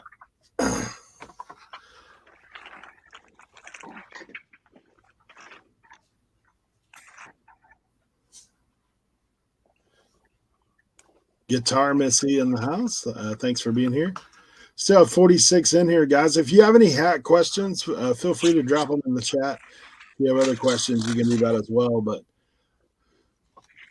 we're gonna do some hat steaming. I got all these hats up here. Show.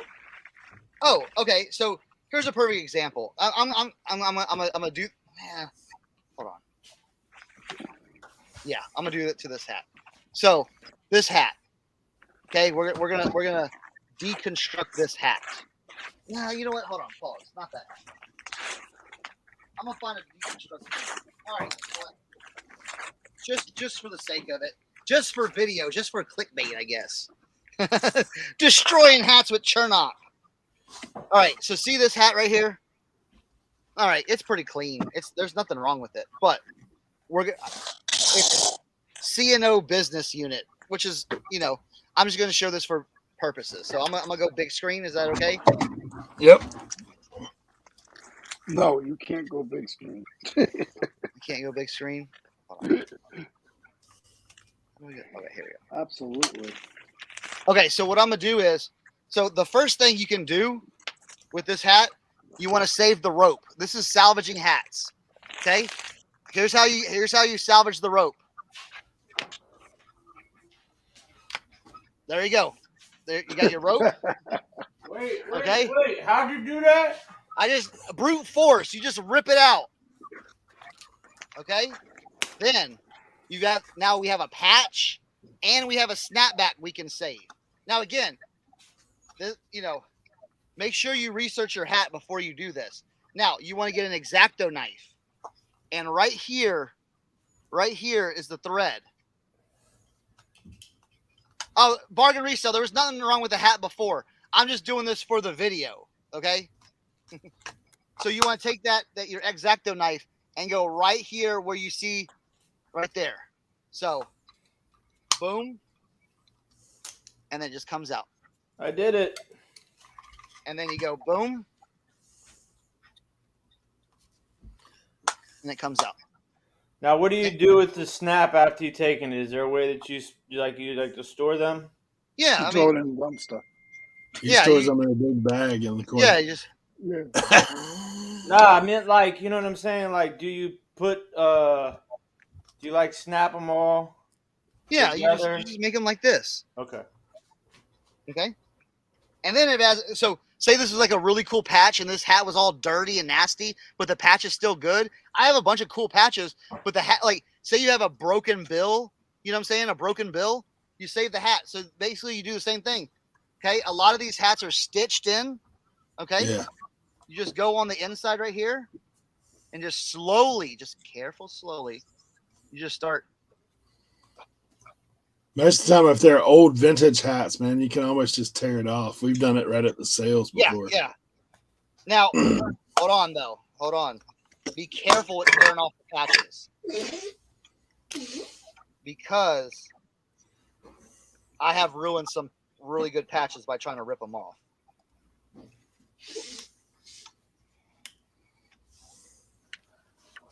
And you're just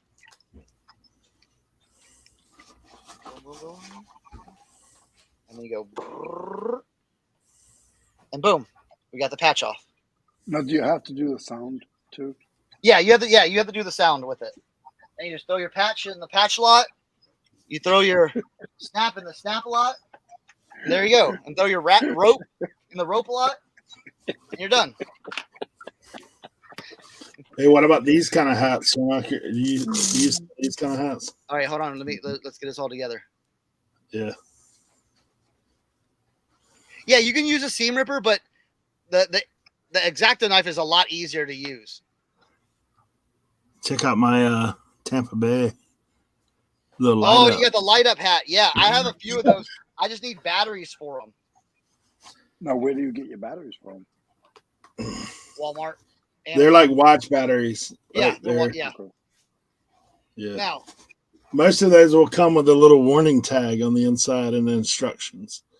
So that's a Logo 7 there, Buccaneers. then if you want to get real creative,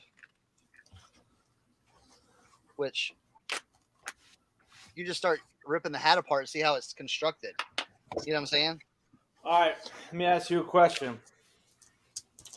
Because I love the content of this hat, but it's been sun bleached, so it's like super neon in the back, but in the front it's not. But it's a dope hat though.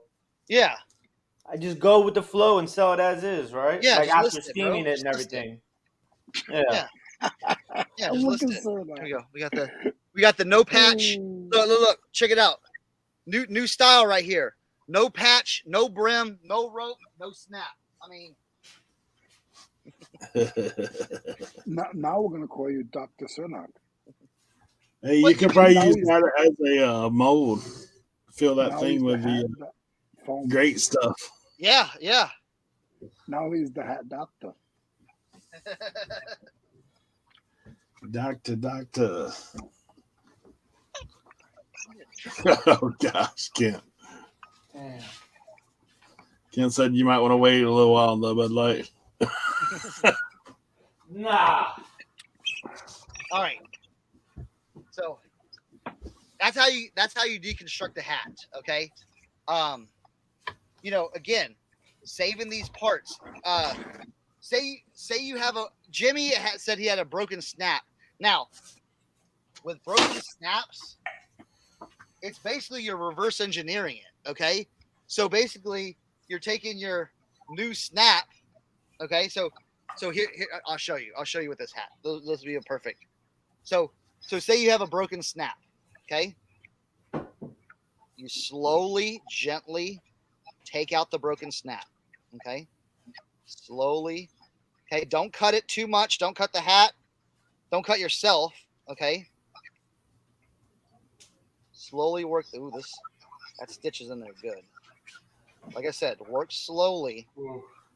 Okay. And get the hat. Now, the one thing you don't want to do is you don't want to cut this piece of the stitch right there. You don't want to cut that piece. Okay. All right. So then, like I said, boom. So we have our broken snap out. Okay. So then, boom, boom. Okay. And then what you'll do is get a little super glue or hot glue. Okay. Now what I do is I'll put it, I'll have it here. Okay. So we want to put it kind of like I like to put more glue on the inside and then just a little dab on the outside. So then you take a little glue, put it on there, put a little glue on the outside, just a little bit. You don't have to use a lot. When you're using super glue, you don't have to use a lot. And then what I'll do is you gently put it in there. Okay.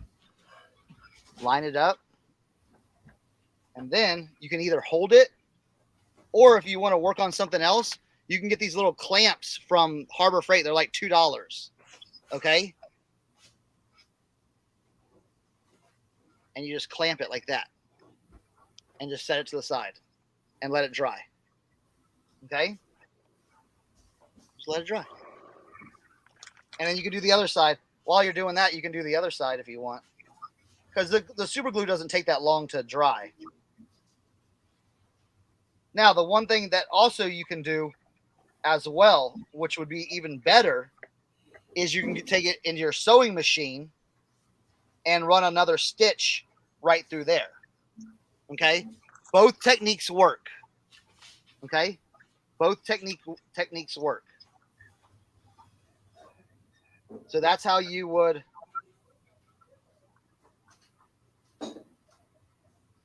replace your snap.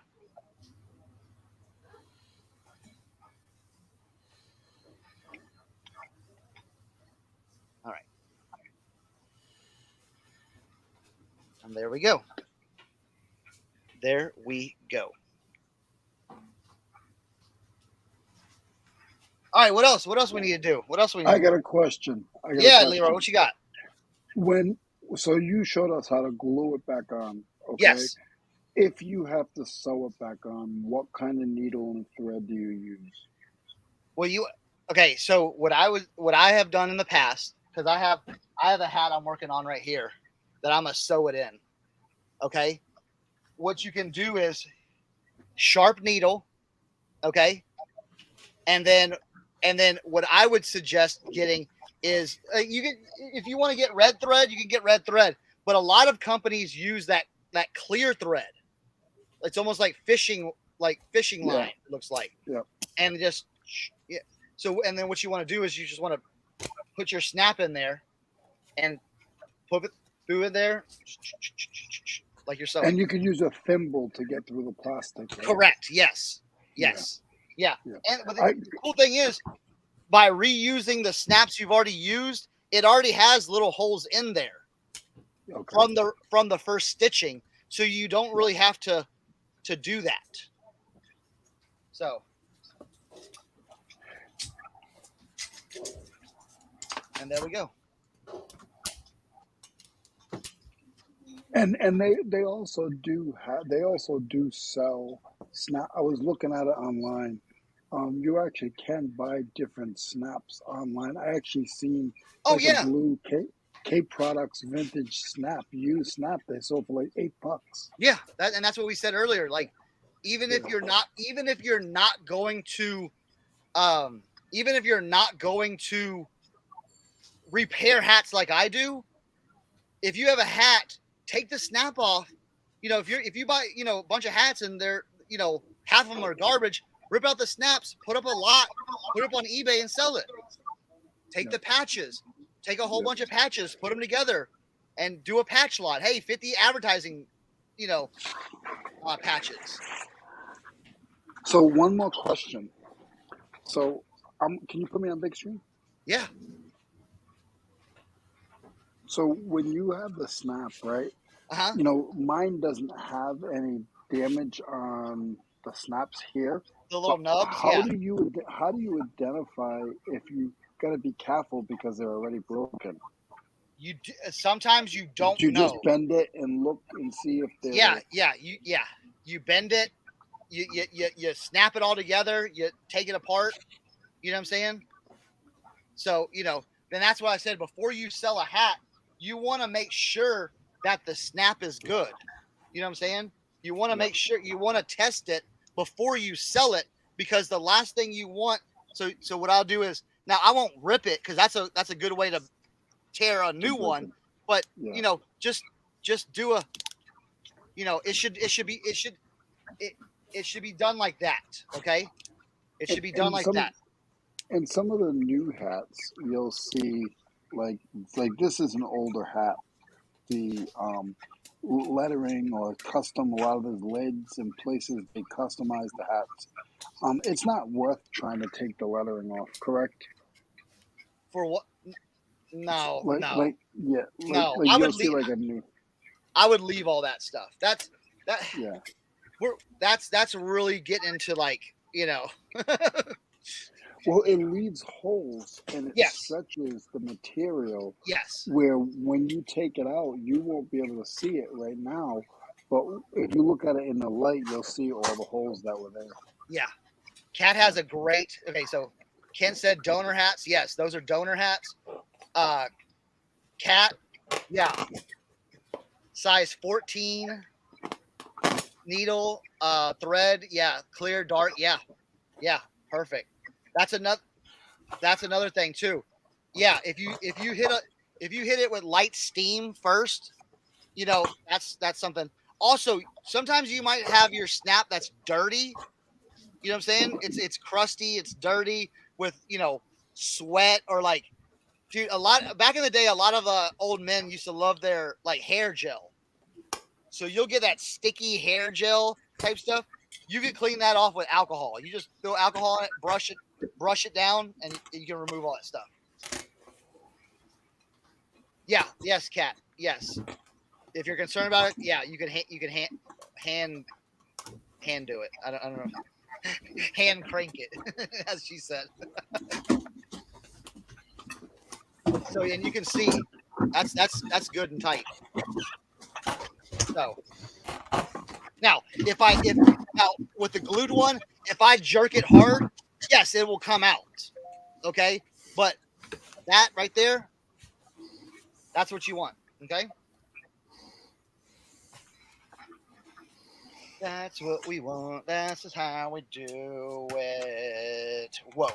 Yeah, a lot of those guys use those old sewing machines, like the hand crank or pedal crank, for things that are tougher, like leather and that kind of thing. Mm-hmm. Yes, those things will actually sell like that. Hey, I got a brief interruption because I promised Leroy that I would bring him some tools today, so he wouldn't Oh, be there you go. completely. Yeah, let me go get some So, water. Leroy, let me just see if I can pull the handle up and show you what I'm working with here. You recognize that just from the beginning? Yeah, it's a Craftsman spatula. Yeah, I've got a from whole.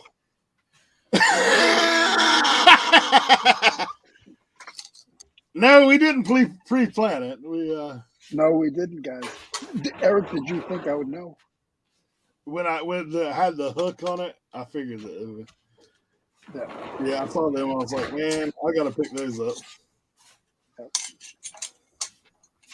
I'm not saying I'm unstumpable. I can't say it. That's a cool patch I removed. Oh, look at that. Oh, that's killer. Yeah, the hat was the bill was destroyed. So I took the Cherokee patch off, which is a super sick patch. I don't know if that's like a train company or what. What's up, Mike? How you doing? Oh, Death Pop Picker in the building. Oh. Is that all you're showing me? I mean, you're gonna just show me 3 little tools? That's all I got, Rick. That's all I got. I was a little light on the tool front out there. Okay. There was a lot of rusty gold, like you would have been in heaven, but like for me, I was like, man, I'm already cleaning hats this week. I can't really clean tools and hats. It's too much on the plate. So I did look if it was clean. I did. I picked up a couple auto parts. I did get that some headlights. Picked them up. But that was the extent of my industrial revolution going on. What is Tim working on right now? What's up? What are you working on? Who asked that? I did. Oh, I'm sorting hats. So right now I have these are just going to be like a quick. Some of these are going to be like a deep scrub or a quick scrub. These are going to be ready to steam, and then the ones I just took outside are ones I took snaps and patches off. Okay. So right now I'm just trying to sort my hats before I start digging into, the actual cleaning of them.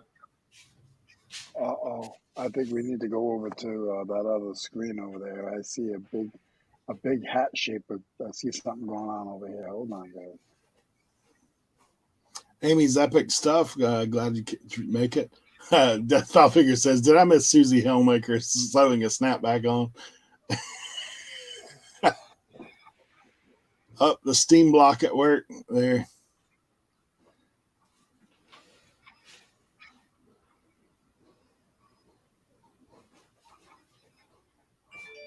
You're muted. Okay. So I promised to make some. I haven't yet. So, but there is a link in the bottom. They have these little inflatable ones that you can get, but do not try to steam on the inflatable ones because it's plastic and it'll pop it. But for shaping, like you can shape your hat and then put it on there to dry. But I like to using the wood block for shaping because that's how I do it. Now with your shaping, I always like to put the snap like all the way. Sometimes you even have to like fit it on your hat block. Okay. Now, what is the name of that snap? This is it's a double snap, but you don't have to. But it's just a snap back. So you don't have to put a double snap. No, you don't. No. All right. So we have our Black & Decker steamer filled up. Oh, here, let me put some. So this, I like this because it has like a little port. You take off the tank. All right, and then you put the water right in here.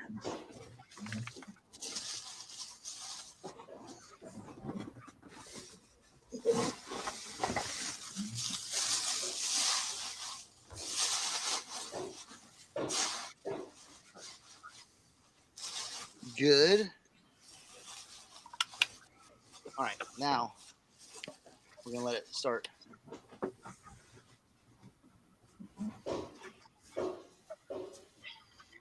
And I always like to start right here. Okay, so with your trucker hats. Okay, so there's a few different things. Now, if your front is really like dinged up, you know, you can start from the inside. So what you can do is you can take it and kind of like work it back and forth. You know, work out those, you know, get it stiffened up, and then start going all around it just to kind of give it a preheating. All right. All right. Then what you're going to do is get it on the hat block, take a look at it. Now, what I like to do too is I like to, you know, make sure your rope is down where it needs to be. Take a look at your brim. Is your brim side, you know, how's your brim look, you know? Now, what I like to do is I like to flatten out the brims as much as I can, okay? Because when you flatten out your brim, they can shape it the way they want, okay? They can shape it the way they want. So, you know, I like to start back to a flat brim, all right? So, now here's the thing too. If you really need to like flatten out that brim, put it down on your table and take your steamer and go back and forth like this with it, okay? And that'll give that extra steam so you can kind of like do that, all right? All right. So then we get it back on here. Now, okay, so when your hat is folded, it gives this little ridge, okay? It gives this little ridge. So what you want to do is I always like to get that ridge out because then your hat is kind of like pointy on the sides. All right. So you put on your hat block, and then that's where I start hitting on the sides. And I'll come all the way down. Okay.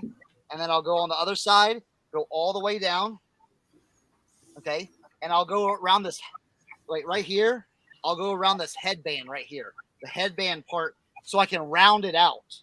So I can round out the headband. Now, the back. Now, this is a little thing that I like to do with the back of the trucker hat. I always like to take this part and kind of poof it out a little bit, or even hold it, because sometimes you'll have a line right here where the hat like got curled up. So you want to kind of hold this down and hit the steam right here, and then kind of work it down to where you can have it where it shapes it more to where the back of the hat's not looking all funky. So it should look something like that. It should stick out a little bit like that. And it should be, you know, it should be out like that. Like little bubbled out. Okay. And then I'll come and work on the front. This one doesn't need much work to the front, but we're just going to hit it a little bit. We're going to hit it a little bit. And then the last thing I like to do, sometimes when you have your bill, you know, like once you did your bill, I will take like a brush or like a little block, and I'll put it like right underneath there, just to kind of give it where it doesn't like flatten out like down. It'll flatten it up a little bit, and it'll keep it up a little bit. So that's a technique. That's a technique that you can use.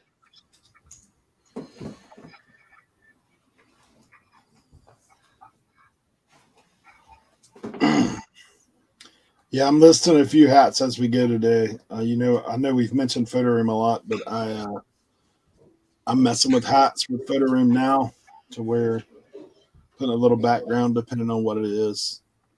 Well, that's what we're gonna. Is there any more questions about cleaning, shaping, repairing hats? Because we're gonna get into the hat camp section of like your listing and what your like how my listings look and like what I do to sell hats. Does anyone else have any other questions about hats? Because I'm downstairs with all my equipment. So if you have a question, let me know. Cleaning, shaping. Yeah.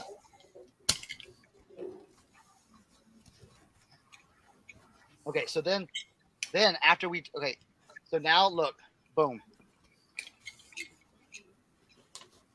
And see now what I'll do is now that the front's good, when I go to picture it, I will fold it back up and put it in the box. But I always have my steamer out. So if I sell this hat, I'll run a quick steam on the sides right here and do it like that. Most expensive hat I've ever sold.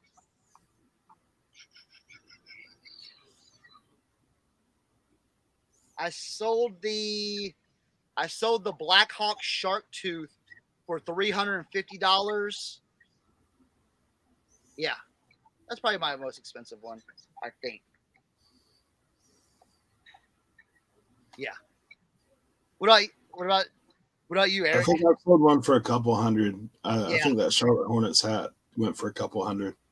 The big print one? Yeah. Yeah. Yeah, I sold a John Deere like ear flap trucker hat for $200. That went to Canada. So that was an interesting one. All right. Well, I'm gonna go upstairs and we are going to yeah, Kat. Yeah, most of it's just like really easy, you know what I'm saying? Like again, it's time. Your time is your money. Okay? Make sure you do the research before you go, oh, I'm gonna clean all these hats, because again, some of your hats may not be worth doing. Oh, look at that. Kentucky Wildcats cowboy hat. That's interesting. Hey, didn't you get that at 127 last year? You're muted. Yeah. All right, I'm gonna go upstairs now. Yeah, I did. I thought so.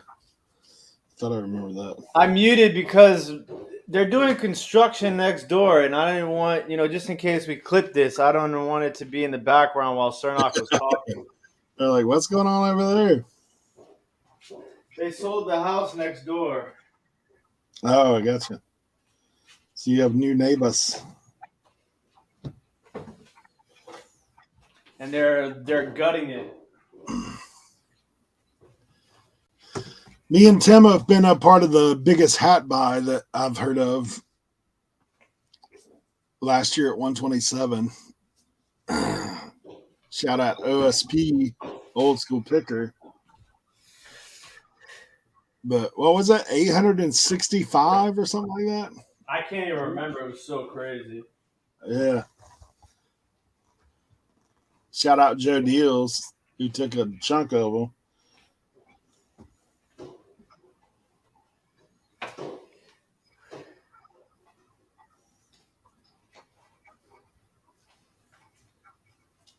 More fillers than home run. Yeah, it's true. I mean, I will tell you, like, if you get on a roll and you've got stuff prepped, like, you can roll through a bunch of listings in a quick period of time. Jay says he needs another batch this year.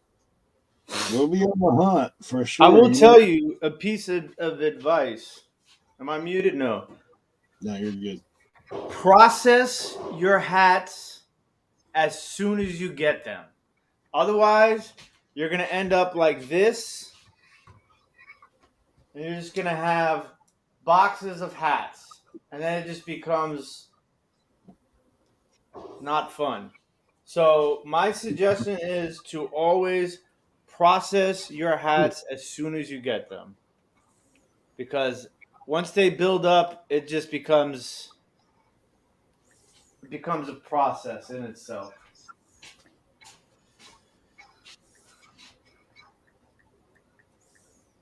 Oh, this one is super rad. Ooh. Oh, that is cool. Nice. Yeah, that is true. I was saying, yeah. Your hats are like, you're not gonna have, home runs on every hat, but yeah, it just helps your store keep moving. Yeah. All right, let me see. Let's have a show for everybody. All right.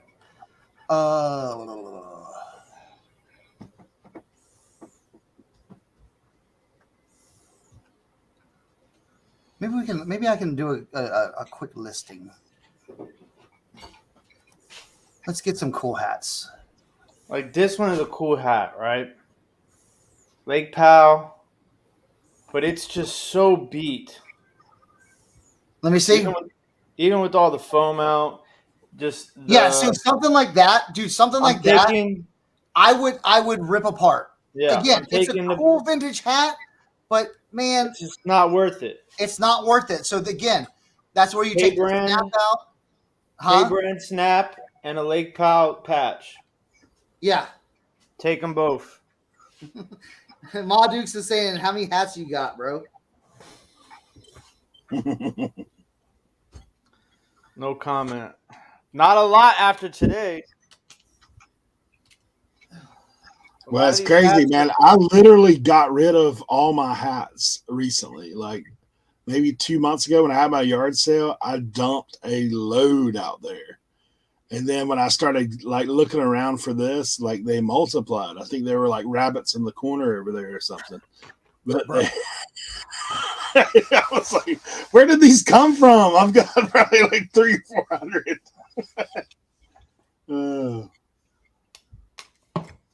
There you go. Lake Powell patch. Nice. K-brand snap. Hat in the trash.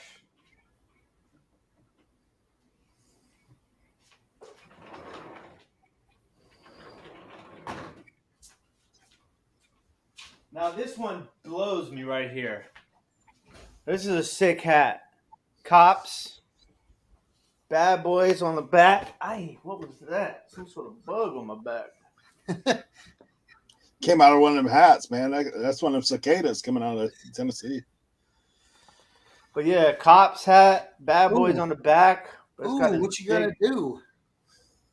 Oh. I'm gonna throw it in the trash. Wait.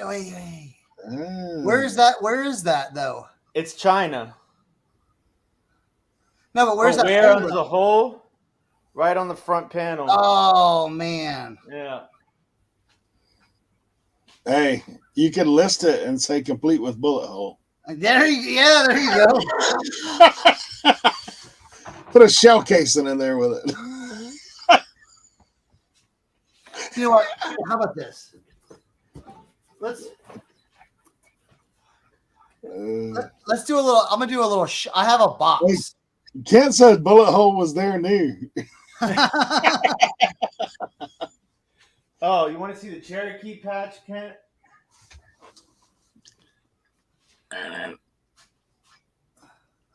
Yeah, that's cool. That's a cool patch. Yeah. I think he wants to try and figure out what it was. Yeah, put a giblet in there. And some gravy.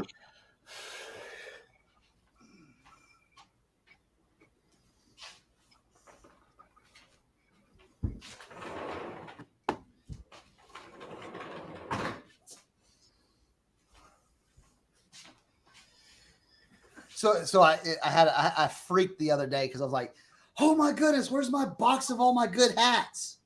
And I was like, oh yeah. And then I found it.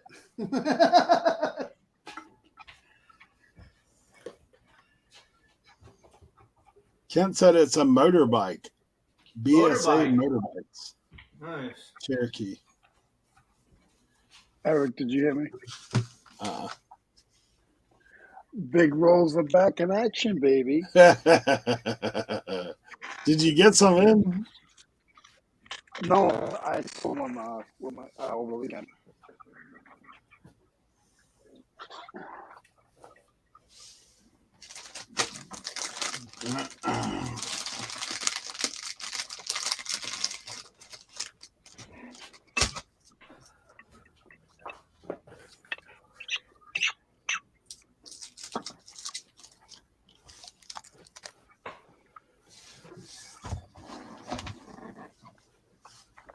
Oh yeah. There's a little shark tooth action. Somebody had asked earlier about showing Showing bangers. We'll save that for the end of the show. These ain't bangers. I'm gonna show my bangers. Here, we're gonna do a bang. I'm gonna do a banger. I'm about to song. clean this one up for myself. PC collection. Ooh. All right, we got that Milwaukee Brewers on that Sports Specialties wool. Hey, you see what those prices go for in that? You know what I'm saying? What would those dudes put on a hat like this? Clean, 200-300 easy. Yeah, dude, I've seen. Yeah. So we got that one. We got that old Cleveland. On look at this. On that McGregor Sports Specialties. You don't see that. Yeah, you ain't seeing that. So we got that. We got that Yankees. Okay, what's this Yankees on? Ooh, that vintage Roman Pro leather. Bro, you don't never see these, bro. Man. Yeah, those jokers want to talk about their sports specialties. They ain't seeing these, bro. Roman Pro.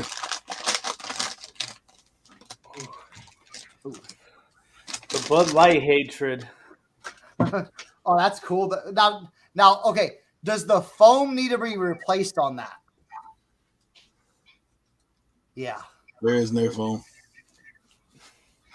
I can feel the foam inside the bill. Yeah. If you want to see, I'm not going to do it, but if you want to see a foam replacement, it is pinned on my Instagram. Rocky Angel, hit him up at Instagram, Cernox Connection. Yep. Check it. But this one I think would fit okay without foam. Specialties, man. Look at that. Look how bright white that is. I took this. This was nasty brown. Look at that. Dude, I think I remember when you got that. Yeah. All right, we got again for people that just joined. We're just showing bangers. We got the shark tooth. We got the Rusty Wallace. All right, look at this. This one's crazy. This one I took from the depths. I'm gonna slow roll it. Little sports specialties. 93 NBA Finals. Okay. You got the Bulls on his one. It does not have the Bulls on it though.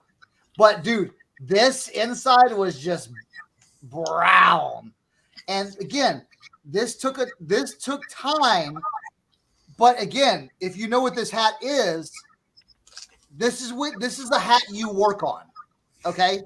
That you take time. That this took like this. I did the OxyClean crust on it, let it sit for an entire day, came back and redid it, did it, hit it a few more times, let it dry. This is a 2 or 3 day process.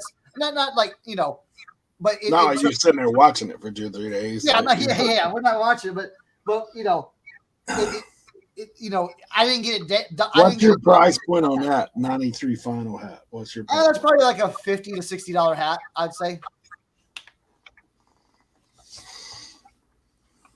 All right. And then my brother sent me this one. This is probably what this hat is not an expensive hat, but it's one of those cool things that I love. Like I've never found a hat or that comes close to like the materials used on this one. And dude, if I could find like 25 blanks, this Skeeter hat. Look at this. I love that hat. Dude, it's the best. Don't you have another Skeeter one? No. No. But it's 100% rayon. Made in the USA, and that's it. But it's I don't know, it's cool and like it's shiny. It's almost got that leathery look, but it's like a rayon, and like look at the bill. I mean, that's the contrast stitching, the real, Yeah, that's cool. Yeah. The content's cool. Oh, here. Vintage Sports Flip says the Eagles is so good. Do you have it listed anywhere? Nope. Not listed. We got that Packers diamond. That's the diamond cut for those of you guys that were asking earlier. Yeah. That's the diamond cut. So this is the diamond cut. Bam. You want this logo or this logo that says Logo Athletic on it. Okay. It's a pro line. Right here. Boom. These are the things that you're looking for, the vintage right here, because they're remaking these. Mitchell and Ness is remaking these. So, just be careful when you're looking for those. Remember, I got that hat from the one of the local antique shops a while back. This one, yeah, I got this. Yeah, I got this at the by my booth at my antique shop. Yeah, I think it was like $3. These still do well. Olympic Games, Atlanta hats. These do really well. Those are better because they have the bigger logo. Mine's are more like plain. Yeah. Little gold world on it. I actually got a couple of those over the weekend. I love hats like these. When you find vintage hats that have more embroidery, pick them up. Yeah. The more embroidery, it almost seems like the more embroidery, the better. You know what I'm saying? So Washington Capitals. This is on an Apex. This is the starter block. Huh? They call that the block. It's right? That's the arch. Arch. The arch, yeah. They call that the arch, the starter arch.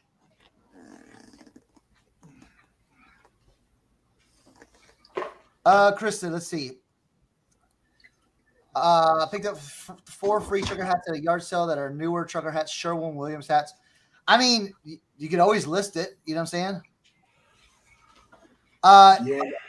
Yes, I will send Tracy. I will send that pic just to you. Okay. I will 540, bro.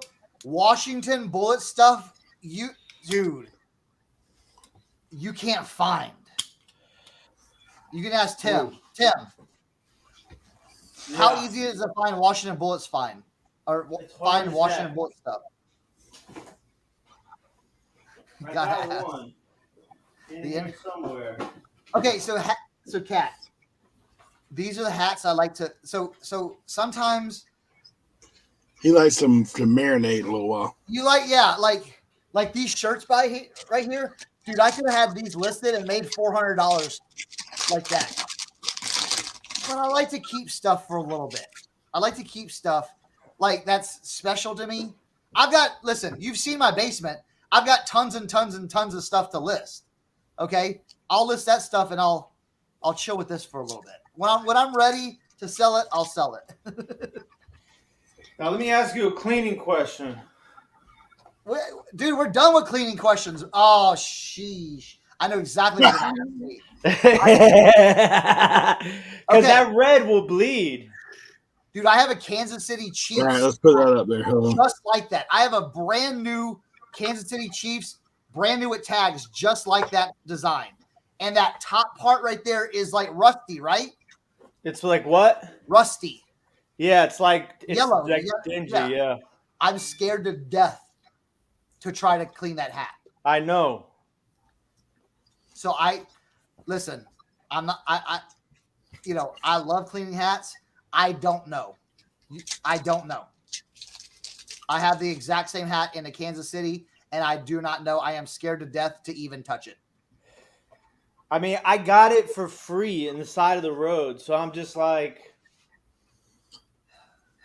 maybe if I just try like a light scrub in between the reds and the blue. I was thinking of taping it like painter tape, right? Like painter tape.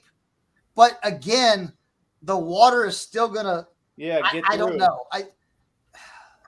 what I was thinking was get painter tape, put it on there. Now, guys, this is advanced stuff. This is super Sorry, advanced I didn't stuff. mean to get advanced Okay. on you guys. But I was thinking about putting painter tape on the red, okay, and then making a paste and just kind of putting the paste on it and letting it sit there, okay, and then coming back and like hitting it real quick with water, boom, boom, boom, boom, and drying it real quick. And then So putting you it won't right to bleed it. steam. I don't know because I have two Super hats. cold water, super cold water wash. Like, Cold- don't yeah, do anything cold water. warm at all. Yeah, Warm is what starts the bleeding. yeah, I have that and a Houston Aeros hat that I'm like, ugh.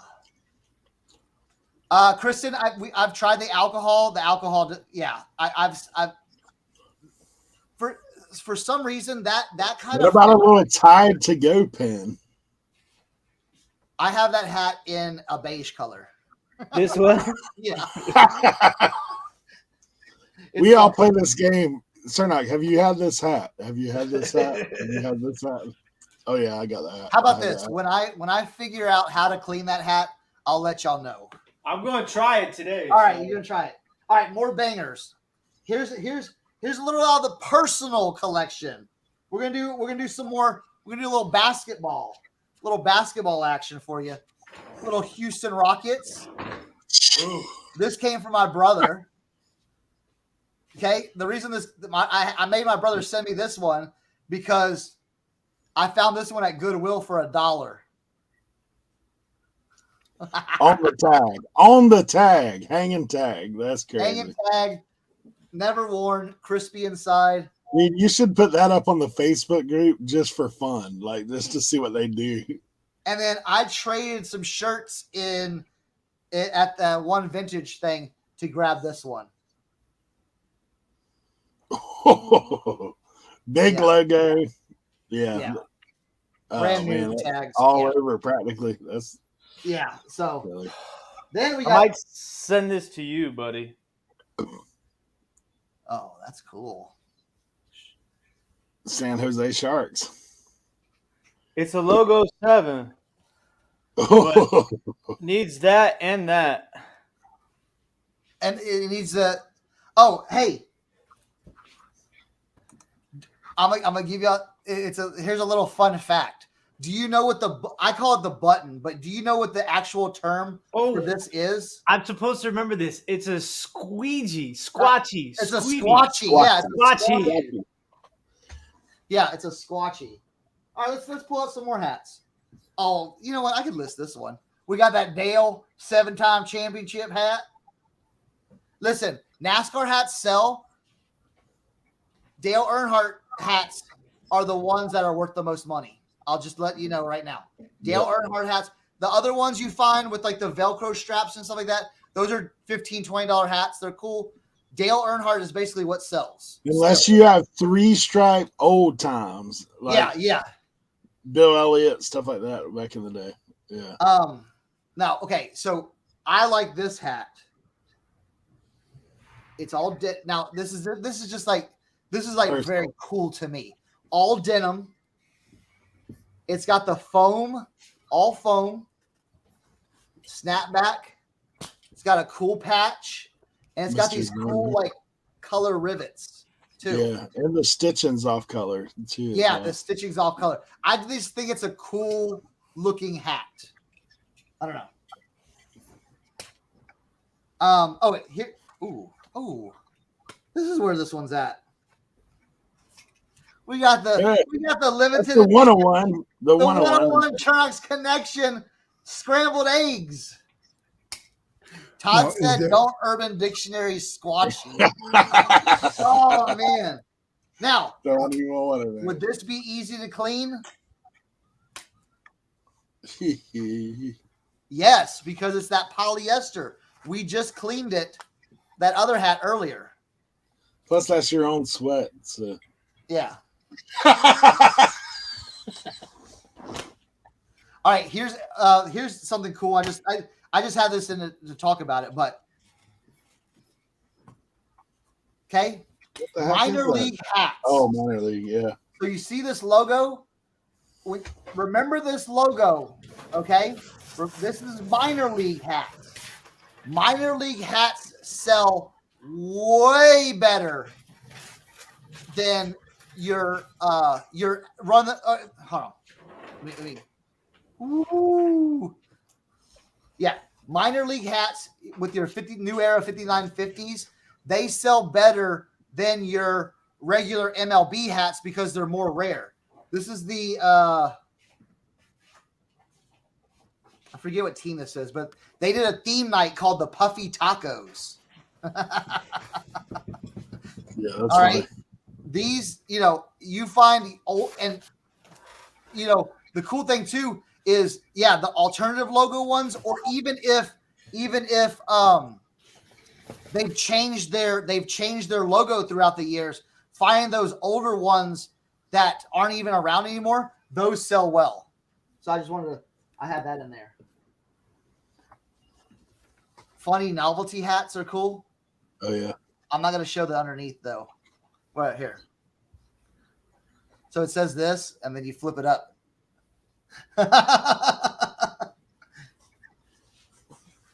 Yeah, we all like to find the funny ones. Surf to you, Barf. Oh crap! I forgot about this hat. I've got to clean this hat.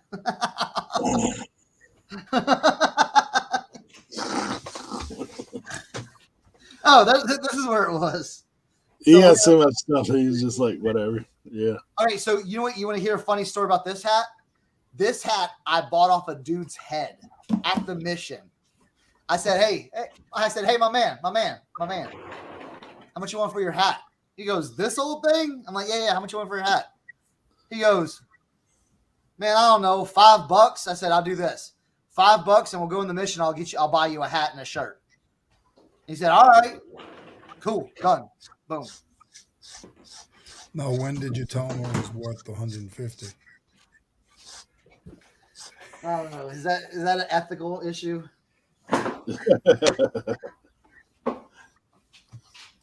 We got that Boston Celtics. It's funny. I found a lot of Celtics stuff around here for some reason. I have like 3 or 4 cool Boston Celtics hats. And then this was given to me by a great friend. Okay. Okay. You fixed the snap already? I have not. I will. I will eventually. But I thought you were about to show that Tennessee Warren Moon.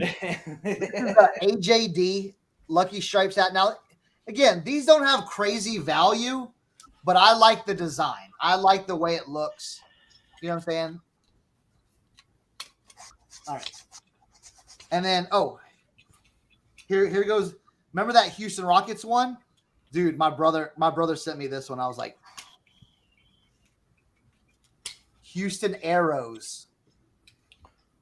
IHL So hockey. sick. There's a huge market for those IHL hats. I know.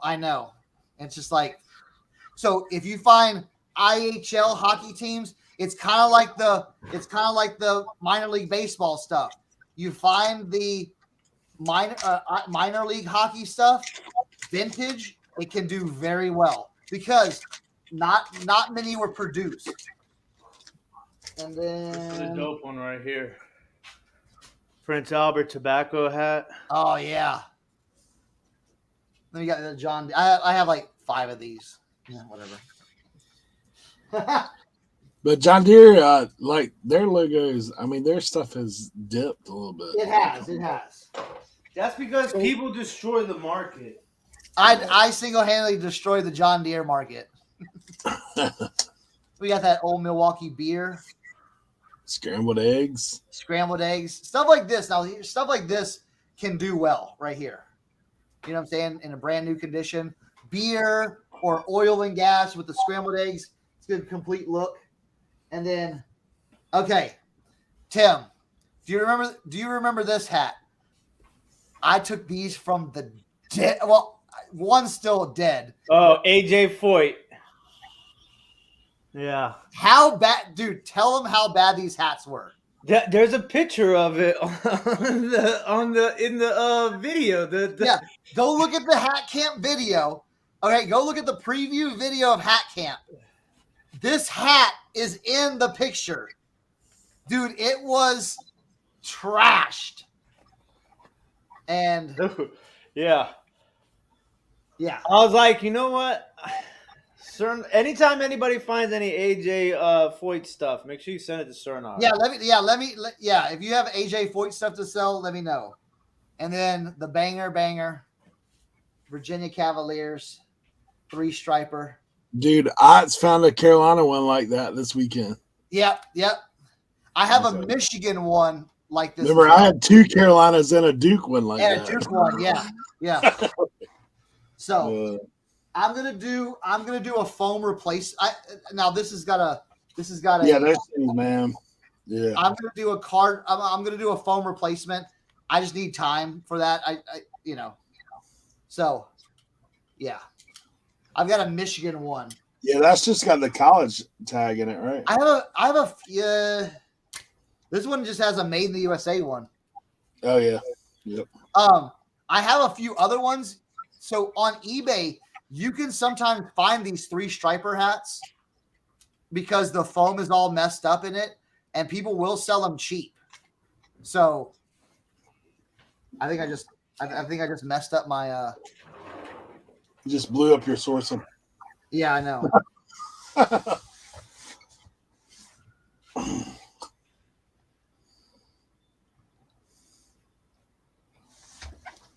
Yeah. Look how far along my Raiders hat is now. So it started out like looking like this one. Uh-huh. And now it's looking like Vader. There we go. It's getting there. It's getting there. So I had these starters. And they both have someone's name in them. Sucks. I've got a couple of minor league baseball hats that I'm working on right now, but they're black and they wrote it in some kind of like white ink. Bro. That's how this is. That's ballpoint pen, dude. That's ballpoint pen. Yeah, ballpoint pen is the worst, but they got some kind of white ink on that. And I've been so what you can do if you have a signature and Sharpie marker on a white hat, basically what you do, it's a process, but if you find a crazy, say you have a shark tooth or a splash or some kind of crazy sports specialties, and it has a signature, aka a stain on it. What you do is you just now that's where you get the 99% alcohol Tim has. And you just take a cotton ball and just keep dabbing and dabbing and dabbing. We missed that question earlier. Oh, Dennis Tackett, if you're still hanging out in the chat. I was trying to go back and see. All right, I have a vintage racing hat signed on the bill. I don't have it in front of me. Dirty. It just depends, Dennis. It just depends on the style and if it's worth it. So I would comp it to see where it's at, and you might sell it as is because it might not be worth the time to clean. Like we said earlier, not every hat is worth cleaning. Yeah, taking care of. I guess Marlboro hat. It's a dope hat, but it's just not. It's not like a $50 hat. Yeah. I'm taking this patch off because the patches are sick. You don't see the Marlboro patches as much. But think about this too. Though. What if you took that patch and put it on a black trucker hat and added a red rope to it and some red scrambled eggs? Whoa. How dope would that look then? You know what I'm saying? Crazy. So that's where I'm thinking about. That's why I'm saving all this stuff and saving these patches, because we might there's something in the works on Whatnot coming.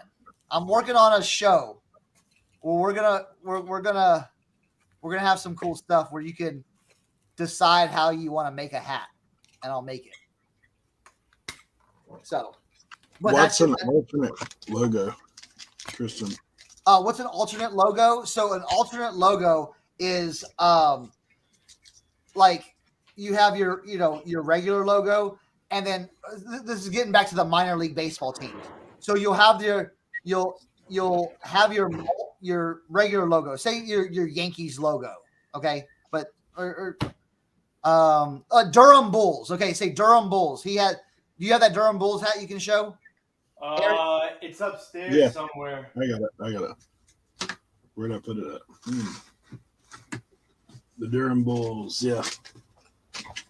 Right here. So that hat right there, Eric's showing, that's the Durham Bulls logo. Okay. But they might have a specialty night where they might do, like, some of these teams do a Star Wars night or a Mexican food night or something. Yeah. They'll come up with a completely different logo, and it'll be like the Durham Donuts, and they'll have a donut logo, and they'll wear it for one night. Yep. And they'll sell them once, and that'll be it. You know what I'm saying? Like I have a hat. I don't know where this hat is, but Corpus Christi, Texas, they have a baseball team called the Hooks. Okay, they have the Hooks. Well, they did a Texas Whataburger logo one because they did a Whataburger night, and it was really cool. So, yeah, it's just a different promo games, events, exactly. Yeah. I was talking about how the Redskins had a one helmet all logo they wore that was a spearhead. Spearhead, yes. So again, those things are more rare than a Boston Red Sox 5950 hat.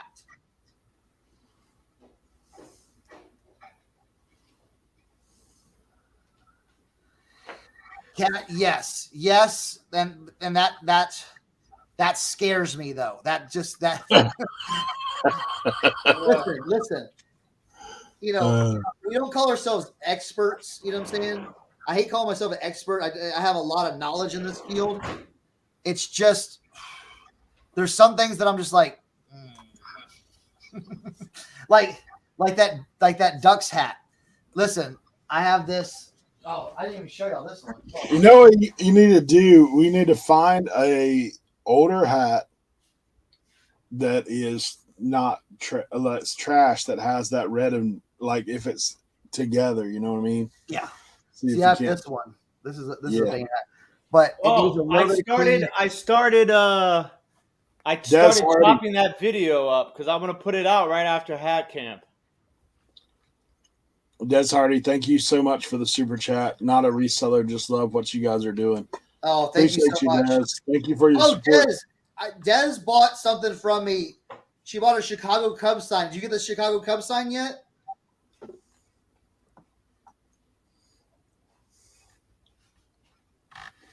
Hub City Hippos.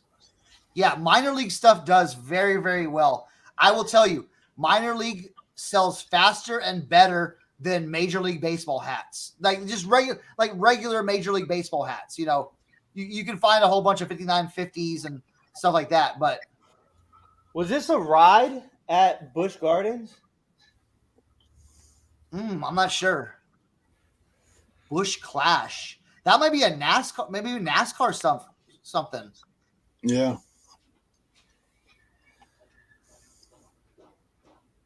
Oh. The bill on this is destroyed. Oh, yep. Mesh too. Yep. It's a shame on some of those. What, is it made in the USA? Yeah. It's K Products. Yeah, I will tell you, K Products is, the guys overseas love the K Products stuff, but man, dude, a K Products versus a Sansun, dude, I'll take the Sansun any day. Because man, they used a different foam that doesn't deteriorate. Yeah, Sansun stays right on forever. Ooh, minor league. Well, this one was all mesh. It's just a bill. Yeah. Yeah, they use the cardboard that over time just fossilizes. Turns to cornflakes. Transforms to cornflakes. They crunch when you bend them. Kent Dago said NASCARclash.com. Des said package arrived safe and sound.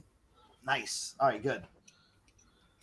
Yeah, try it out on a garbage hat. Like find a garbage hat if you've got something that's got red and white on it together. Red tends to bleed more than most anything. Yeah. I did have I have some hats on the porch, and I had normally your dark colors don't really affect as Look, much. this is what you got to really be careful of. The green from the underneath the bill bleeding. Bro, I have a perfect example. Yep. I've killed so many hats with that. Hey, I'm gonna break your heart.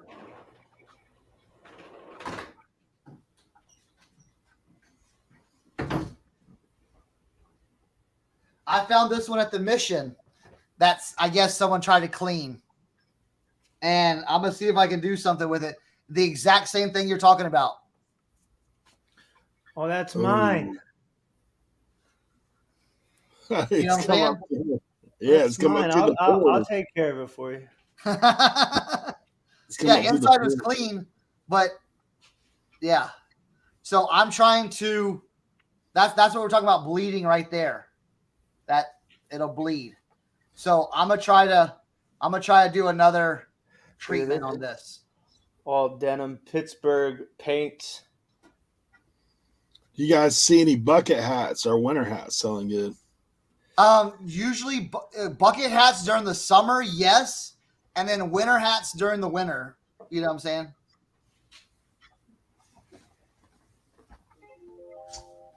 Yeah. I'll show you a couple of hats I got at the 301. What I'm gonna try to do on this, Tim, is I'm gonna do that paste to it, because they even got that stuff all the way into here too. Yeah. So what I'm gonna do is, if I can't get it out here, I might just do this. Now here's another thing. What if you dyed this green? It's another thing. I don't know. Hey, what if you dyed it green and put a gold rope over the green to separate?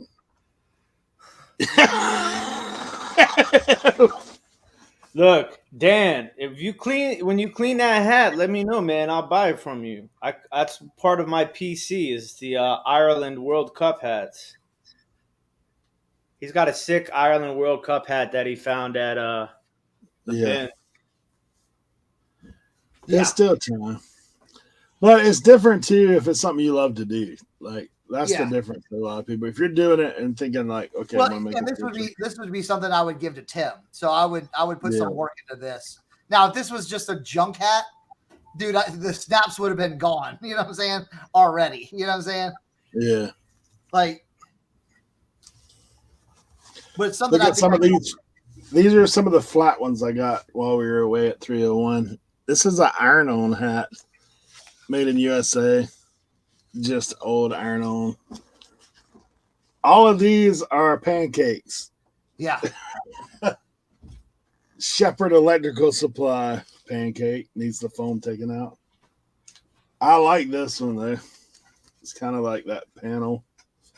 Look at that. Amtrak pancake. Yeah. This is probably the best one I found, and it's a pancake. Look at that was cool. Yeah. Pin reels. The rest were like got a Greater Smoky Mountain engineer hat. Oh. Hey, this is some stuff. So this is like mid-tier stuff. When you're talking about mid-tier hats. Oh, look at that Baltimore Colts. That's killer. That's nice. Starter. That's a CFL Baltimore Colts. Whoa. Starter. That's crazy. All right. Leroy wants to do tool camp now, bro. All right. We have a yes. And Todd said yes. I'm down for tool camp. All right, Leroy. Leroy, you better bring the heat, bro. Leroy, you want me to go source some tools for you? It will be in the fall. Yeah, we got to do a little something on that. Oh, we got glass camp after that. We got glass Glass camp. I love these. Yes. Yeah, that's killer. Yeah. Dude, listen, cars and trucks on hats like those, even if it's a small dealership or those sell. Those definitely do sell. And you know that they're old. Yes. How do they know that this is old, Cernock? When it doesn't have the area code on it. Yeah.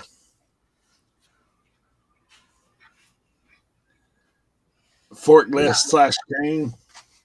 Look at this I found out there in the country. This is near my house. Billy's Seafood, Collington, North Carolina. Kitty Hawk, North Carolina. No, is that considered Outer Banks? Yeah. Yeah. Well, this is a cute one. Oh yeah. Nice. Yeah. Oh, animals, dude. Dude, animals sell like crazy. Carolina Builder. What about this one? What? You sipping? Yeah, dude. You could say Snoop, dude. You could say Snoop Dogg. Gin and juice. Hey, Lisa's asking for a colored glass camp. Yeah, we'll do, bro. Yeah, that would definitely take a day. I'm trying to move everything right now. I have to get out of the storage unit. All right. I have over 1,000 pieces of glass. All right, so tool camp. Listen, it's not going to happen soon, but tool camp and glass camp will be coming as well. Okay. Uh-oh. Look at this one. Ooh. I'm putting mine back. Jeez. Hey, throw that in that Facebook group. Holy cow, dude. I hope some of you guys realize that this hat camp has actually been like 2 years in the making. Yeah, these hats. Some of these hats I've got in the first episode of Hazmat and Snapbacks. Beaver. Yeah, that's Washington Bullets. It's Washington Bullets, Todd. Yeah. That's great. Oh, I hear crack. I like the ones that have funky colors on them, like the brown and yellow. Look at this one. Thanksgiving Fire Department. You think that's a real place, Thanksgiving? Probably, oh, yeah. In Olympic hats. I'm going to find a decent hat, guys, I'll tell you what we're going to do since we're doing hat camp. I'm going to make a little box and give it away. Me too. I'll make a box. So here's what we'll do. If you go back to our last video, not the short, but the last long form, and type in there, I was at hat camp. All right. Yes. Then we'll do a drawing next Tuesday. We'll give away a couple boxes. I think I'm going to do 5 hats. 5 hats in there. So if you go in our last long form video, type in I was at hat camp. Bro, I cannot get this patch off. What was the outcome of the giveaway? I didn't. We'll both pick a random winner, and we'll send them hats. We'll do it. We'll pick the winner next Tuesday on the live with the yes. Yeah. So let's see. Let me. So here's my plan. I'm going to give you 2 easy project hats, and I'm going to give you 2 mid-tier and 1 nice hat. Same.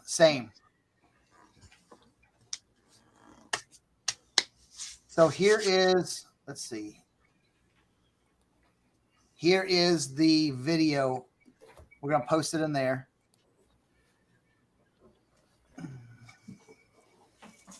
And if Kent Daigle wins, I'm not sending him hats. I'm sending him what he loves. Actually loves plush. Yeah.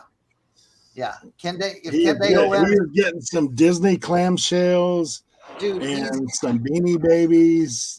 I'm sending the biggest contractor bag I can find of plush. Hold on, I got it. I got it right here.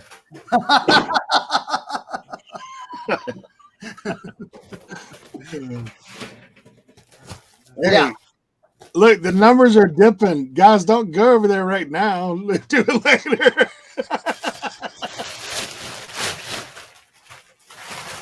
Oh my god, that's so many hats. Kent said comment removed. Yeah. So yeah, there's the video. You click on that and then say I was at hat camp on that video right there. Is that bag big enough, or do you need a bigger one? I have a bigger one. We might need a bigger one. Okay. Yeah. You have one of those Amazon size bags like that. Right. So yeah. So hopefully y'all learned something today. Hopefully we were we showed some techniques that will help you in your future endeavors. Again, like we said in the beginning, and I cannot stress this enough. With hats, these hats are a long tail item, unless you have something crazy. Okay, so just list it, leave it. It'll sell. Okay, it'll sell eventually. Okay, but just list them, and like Kent said earlier, it's a good thing to kind of build up your dollar amount in your eBay, build up your, and the thing is too, you sell a $15 hat here, you sell a $15 hat here, you sell a $15 hat here. That starts adding up to where you just store them away, go grab it, put it in a box, ship it out. It's nothing crazy. You ain't got to bubble wrap it, make sure it don't break. Hats don't break. So you're just going to, there we go, Leroy, let's see how big that bag is. Yes. Okay. Perfect. Yes. So Boatman in the building. Good to see you. Yeah, hats are easy ship too. Like there, and you do see them everywhere. I mean, if you're looking, you have your eyes open. If you know what you're looking for. Tim just found a pot of gold at the end of the rainbow. I have that hat somewhere.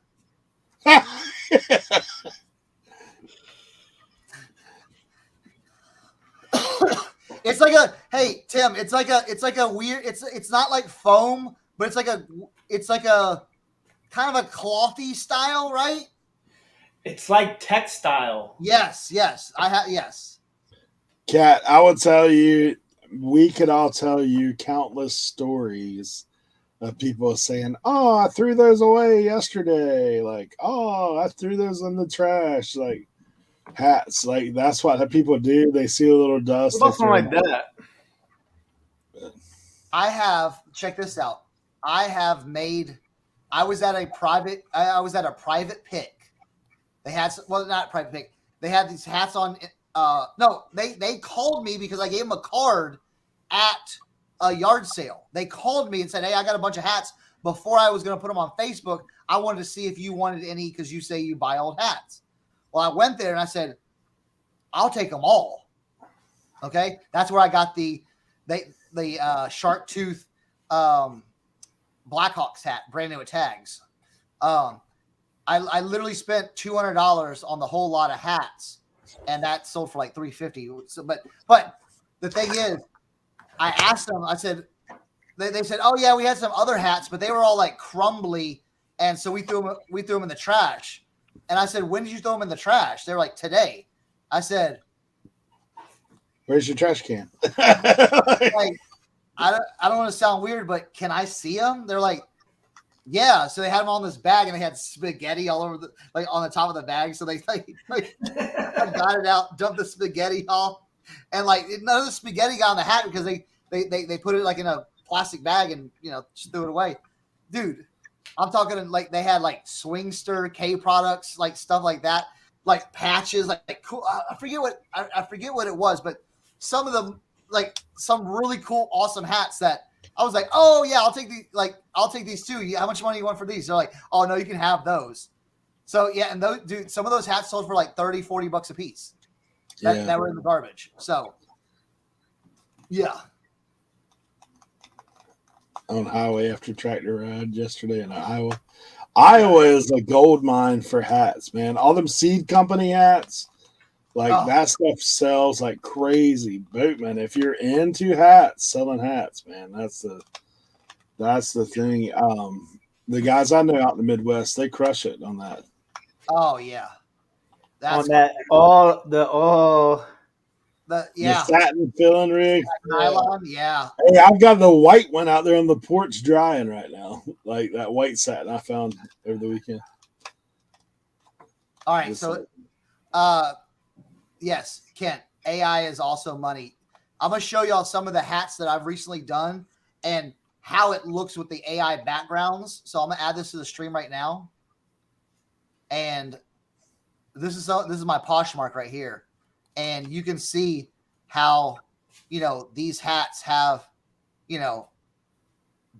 cool backgrounds to where if someone's looking for a hat, they're gonna, they see something like, this Rockets hat. They're like, ooh, what is that? Let me click on it. Look how nice that picture looks. I feel like this is drawing in, since I started doing this AI stuff, they've been selling. And then you can even have fun with it. Sable Oil and Gas Company, dude, put it, like photo room. It allows you to type in stuff. And it's like, you never know, who's going to be like, hey, that's similar to the background I just did. Yeah. And you get cool nature. Like, look at this nature, born on a mountain, raised in a cave, hunting and fishing is all I crave. Like a really cool nature scene. It just gives it that lifestyle look. It gives that aesthetic that, maybe someone wants to, that just sees this and goes, oh, that's cool. So here, look at this one. Look at that. Look how cool that looks. Let's put flowers in the back. Okay, that's AI generated background right there. So look at that Eagles hat. Ooh, okay. So that is called here. Let's see. That's called the graffiti hat right there. Yeah, that's a really cool one. But what? It's a youth.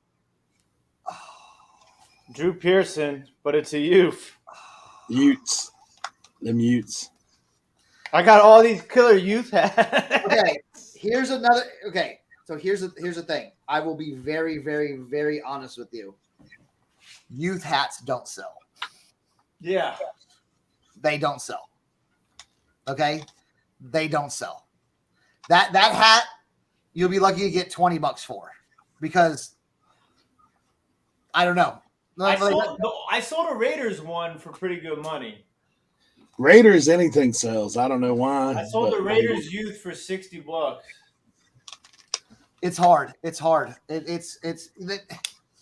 have some banger hats too. It's just like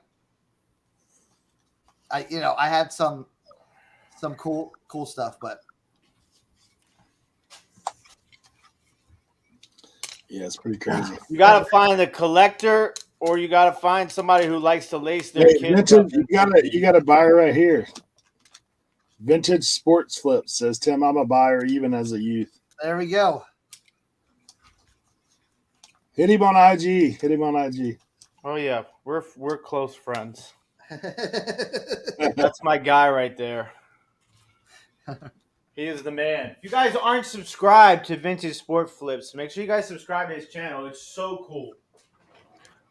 I appreciate literally like one of the most underrated channels on YouTube. I don't watch a lot of reselling YouTube anymore, but his stuff is super fascinating to me. He did a video on the evolution of baseball gloves. It's so dope. Highly recommend watching that video if you're selling Here, I'll put it in the chat right there. Oh, here goes another youth NASA.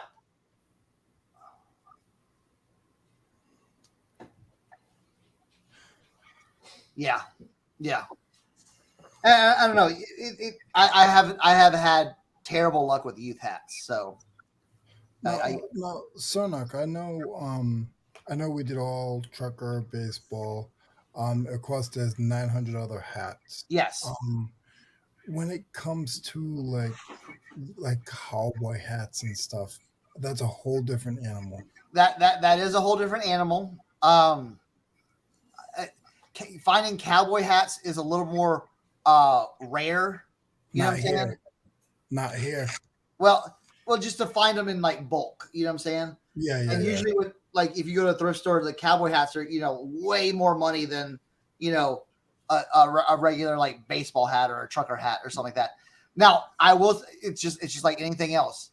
You gotta know what you're looking for too. You gotta know what you're looking for. If it's a double X felt beaver felt hat, that could be a $400 hat. But you just gotta know what you're looking at. All right, Cernock. Education time. Okay. So that is a cat. What do they call it? A cabbie hat. I have a Virginia Tech one just like that. Yeah. What's that? Illinois? Yeah. So yeah, a cabbie hat or a derby hat.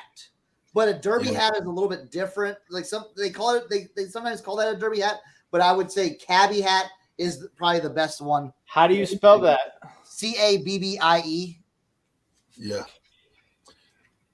The smaller ones are like a newsboy hat. Yeah. Yeah. If that was plaid, dude. Yeah.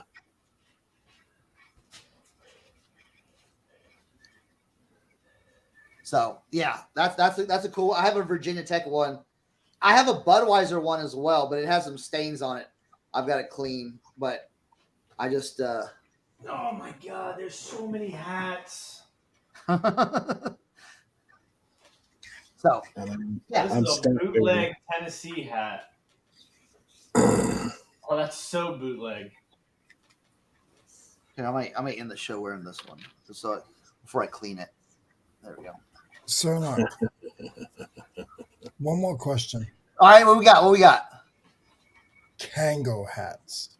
Okay. That's a Leroy question, all right. Vintage Kango hats will sell. Yes. I've had one, and it sold pretty quick. Sell. I've sold. If you find the Nike ones that look like a Kango, like the black Nike ones, Michael Jordan wears those while he plays golf. Okay. So, you can throw in some keywords like that. I sold one for around like $60, I think, just because I keyworded it, vintage. What about Kango bucket hat? He'll probably be playing a little bit more golf now that he made an extra $2 billion selling the. Oh, I know. The Hornets. Let me see the tag. Let's see the tag. Is that like Griffey Jr.? It's a new era, made in USA. Yeah, vintage. Yeah, that's a vintage new era. Yeah, right there. I gotta clean the inside. Man, if that was a sports specialties, bro. Woo! I got a couple of fits I forgot about. Yeah. This Bowie Bay Sox one, though, man, this junk, it's just too big for me. Yeah, I've actually sold a few of those Bowie Bay Sox hats. But I have a. You saw the other one I have, but this one on black just hits a little different. Now this is sick. Little pink corduroy vintage Roll ski hat. Yeah, ski. Yeah. Oh, let me tell you something. If you find Vail, Colorado hats. Oh yeah. Dude, those sell fast. You know what I'm saying? This one too. Yeah.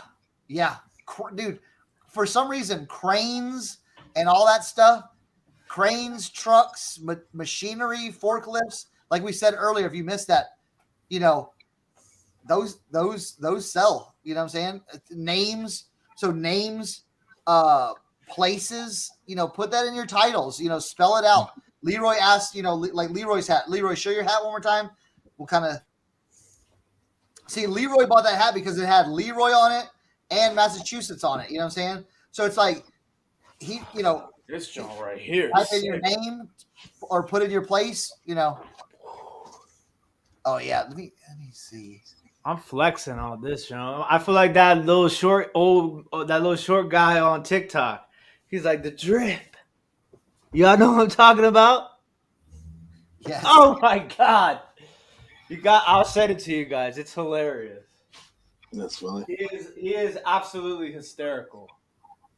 All right, let's see. I'm gonna show you real quick. Where we get at? Massive Tonka. There we go. Nice. Yeah. That's nice. Is that a Tonka trucker hat? Yeah.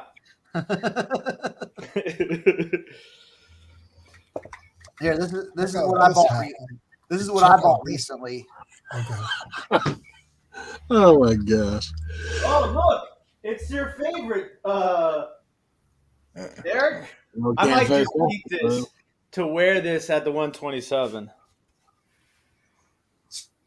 Oh yeah. Barbara Mandrell. Yeah. Oh yeah. I've had a few Barbara Mandrell hats. Didn't you get that at the 127 last That's time? what I'm saying. So I bought this hat because I'm from El Campo, Texas, and this is El Campo Country Club right here. You know what I'm saying? They had it for $9. I just watched it. They sent me a $4 offer. I'm like, all right, yeah. I'm like, yeah. So, things like that. Make sure you're putting the city and state. If it has the city and state on the hat, put the city and state in your listing because people search for that all the time. You don't know how many coal miners caps or coal miners caps. $3. Oh, bro. This is. Did I never list this hat? No way. Apparently. I love these color block 90s hard rock ones. I swore I listed this hat. I did not.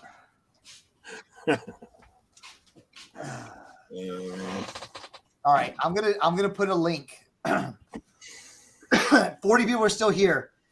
All right, so Hat Camp has been in the works for like 3 or 4 years, like 3 years.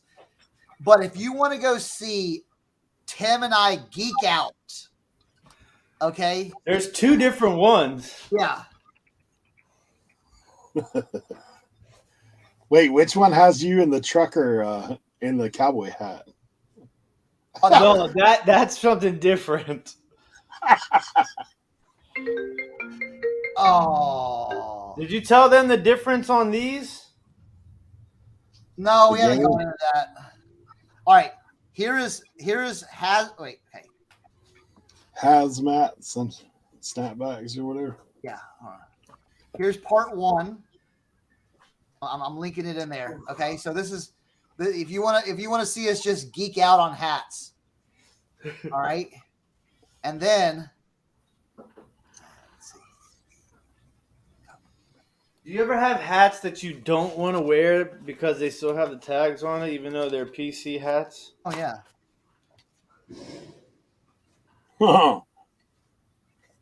Shout out to Mike, Profitability hooked me up with these. I don't want to wear them, but I want to wear them. All right, here's our trilogy of the hazmats and snapbacks trilogy right there. So if you want to just go see more, if you want to see more hat talk and just showing off hats, you can click those links. Yes. Now, okay, so here's the thing. Like I was saying earlier, Dale Jr. Dale Don't Jr. sell like Dale Sr. Doesn't sell like Dale Sr. Yeah. But Doesn't- this is a dope hat though. Yeah. Yeah, that's really It's cool. a snapback. Like if this was Velcro, good luck, Chuck. Yeah. So in the description below, there is the all the links for the stuff that you've seen Cernock use today to clean. Ooh. Raiders. What's that on? Anco. Oh, okay. Anco, Yeah, so- Anco is a very underrated, like old school brand. Yes, yes. I've sold that hat as well. Yes, that is a really cool hat. I think I sold that one on Whatnot. I did a So like this one right here, like I normally would never pick this hat up, okay? Because it's Velcro. That's my one thing about hats that I'm a. Is it Competitors View or Winner's Circle or is it Chase? It's Chase. Yeah. I'm a snob when it comes to Velcro. That's all there is to it. I'm not gonna. There's Dale Senior, so you gotta. I mean, Yeah, it was in a lot. Yeah. Now there is one Velcro that I got that I picked up in this lot. I just thought it was too cool. Oh yeah. Yeah. It's crazy that some of that dad hat stuff sells, man. I'll be honest. Oh yeah. Yeah, it will. Like this, this is another Velcro one. Yeah. PT Cruiser. Yeah. Can you imagine rocking this with like one of those 90s like flame Dragon Ball Z button ups? Hook and loop. Yeah. For anybody, do not put Velcro in your eBay listing. Yeah. You will get taken down. Jeez, dude. You get the Earnhardt mother loop. Yeah. This is like velvet. That's pretty sweet.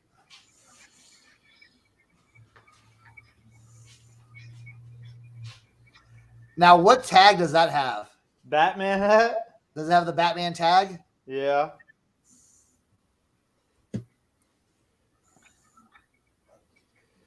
Made in China.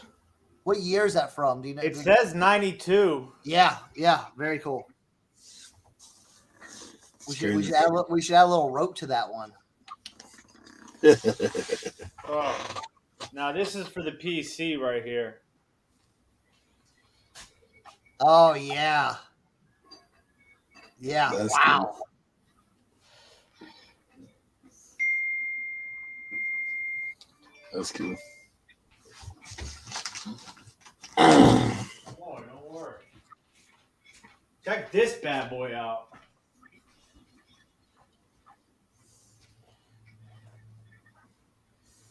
Wait, did this?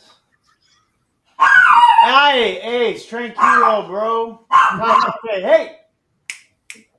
I thought I sold this hat or listed it. Ooh, I like that. Maybe it's a different one. Jeez. Peter Max, yeah. New with tags. Very cool. What's up, Steve-O Resells? Steve-O, good to see you, buddy. Napa Racing denim. That's one of Leroy's neighbors down there. Here goes a nice little minor league hat. What minor league hat is that? Or No clue. I think they're the Claws. But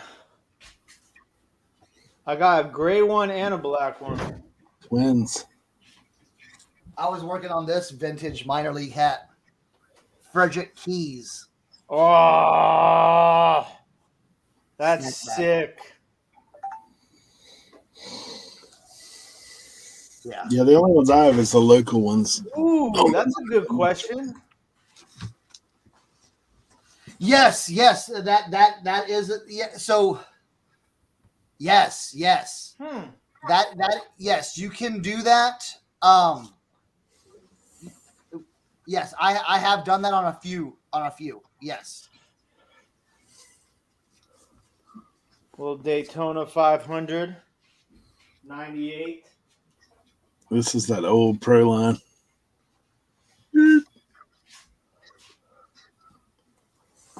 Little Home Depot snapback, Tony Stewart.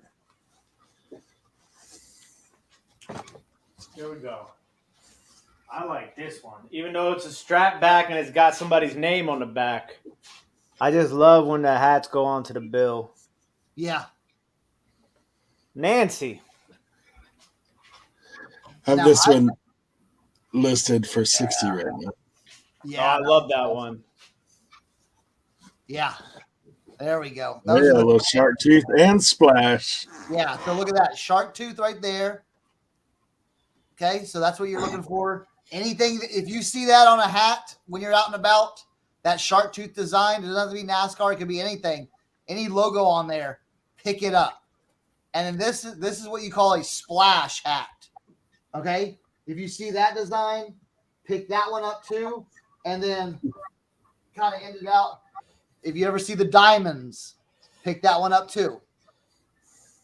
Okay, these are your top 3 sports specialties designs to look out for. Okay, Sports specialty. These need soaking. let's see. You could probably replace Velcro.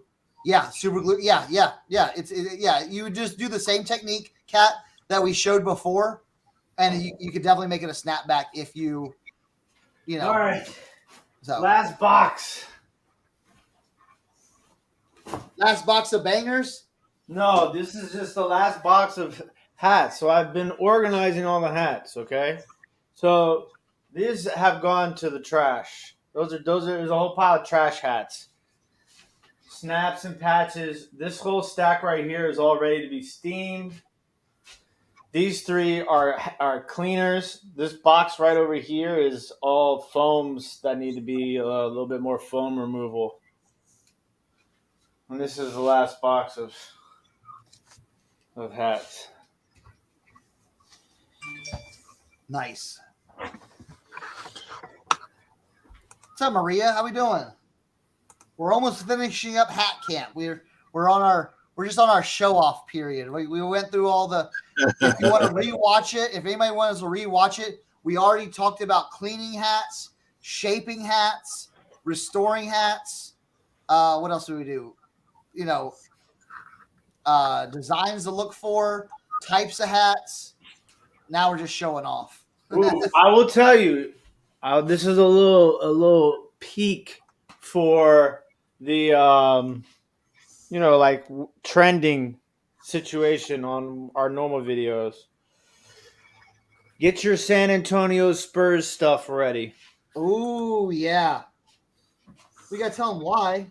Well, the NBA draft is coming up, and the San Antonio Spurs have the number 1 pick in the draft. And they're going to draft this international player who's like the biggest thing in the world right now. This isn't like vintage, but it's still a cool. It's corduroy and wool on the 950 snapback. But I'm going to get that up. I had to throw on my Hoagie's Fishing Lures El Campo, Texas hat. There's an old man that made handmade lures back where I grew up. And I found this hat on eBay, and I was like, yep. And all I typed in was El Campo hat. And that's why it's very important you type in the name of the of the city on there. I wonder if I can get this out. Just sell it like it is. Yeah, see when patches get like it like gets into threading. Yeah.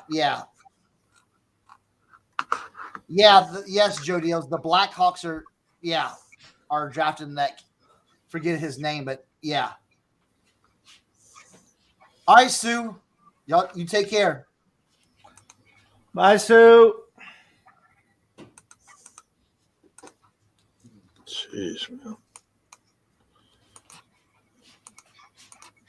Yeah. So. Boom, boom, boom.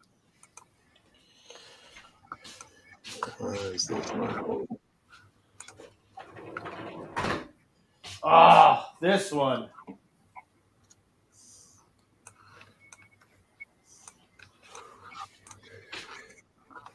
Oh yeah. The foam is actually still intact, which is insane for 84. It's just this sweatband. Yeah.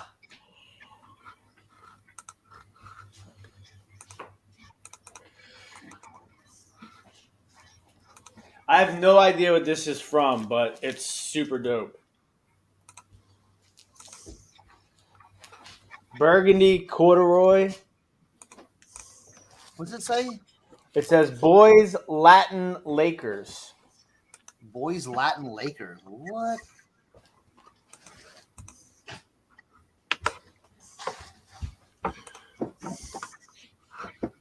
Oh, about listing hats. Yeah. We might do. I might. You know what? We might do a little segment on that. In a future listing and loafing. I'll you know what? Next week when I'm listing more hats, I will go through. We'll sit there and just list. I'll list some hats for y'all and do that.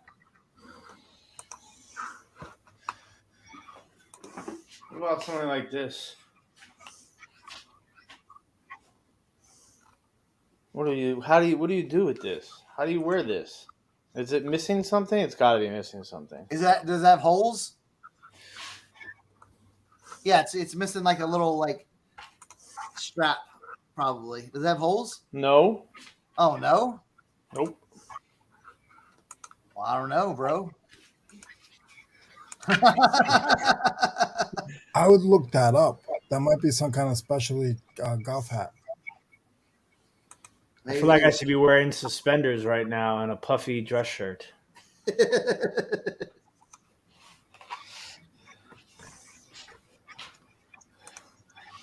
This box has got a bunch of random stuff in it. Oh, yeah. I remember this one. It's got a broke bill, but I'm going to keep it for myself. Okay, so, all right. So here's the thing. Here's the thing about broke bills. Okay, here's a little catch about broke bills. If it just kind of like, how do I say this? If it's like chips, if it feels like chips in the a hat where it's like all crusty and breaking apart, then this won't work. But if it has like a slight like crack, you know what I'm saying? Run that steam over it. Yeah. Sometimes the steam will fuse it, like the cardboard. It's just old cardboard inside. Sometimes it will fuse it back together, and instead of a crack, you're gonna have a more like it's like a bend. Like a bend in it. Yeah. What would you do with this? What's wrong with it? My lighting is shit. Excuse me. There we go. So that's. Would you just sell it as is?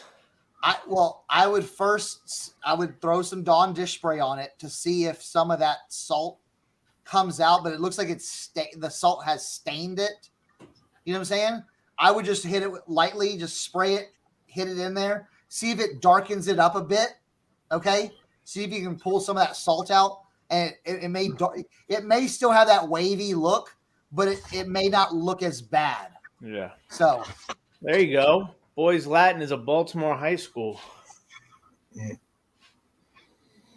Dude, listen, high school stuff sells, bro. High school stuff sells. It may not sell immedely, but think about it. Someone that graduated in 1992 that, played on the, Does anybody know what Red Spot is? That looks like Target. I mean, this is old painter cap. Very old. Before Target was a thing. Old. Now look at this. This is right up Cernock's alley. Now I want to know if you can figure this, how to fix this one.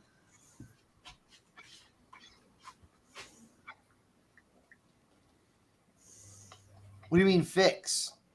So there's like a button on it. It has like a skiing guy button. No, it's like a crest. Okay. But it had been folded onto the hat for so long. Ooh. Yeah, that's probably not repairable. Yeah. I mean, there comes a point.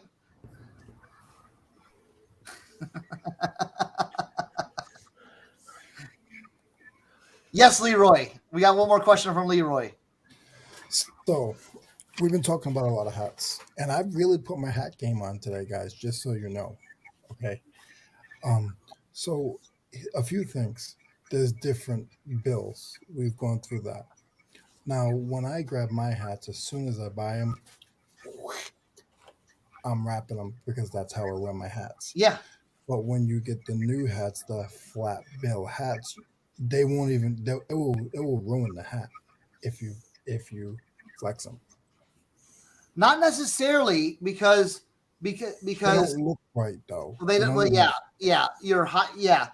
Your more low profile hats, of your newer hats have the curve, but your hot, a lot of, that's why, you can run some steam on it, run some steam on it and you can flatten it back out.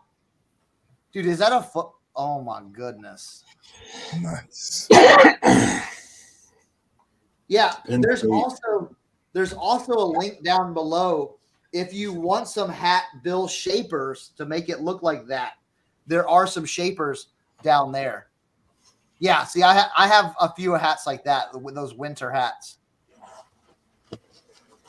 Yeah, I got a little. Yeah. But this is interesting because it's got the corduroy fold up, fold down action. Yeah. Yeah. I gotta try. Red Spot is a paint and varnish company, Tim. You said what? Red Spot is a paint and varnish company. I gotta figure out how to clean this one. Ooh. The USD corduroy.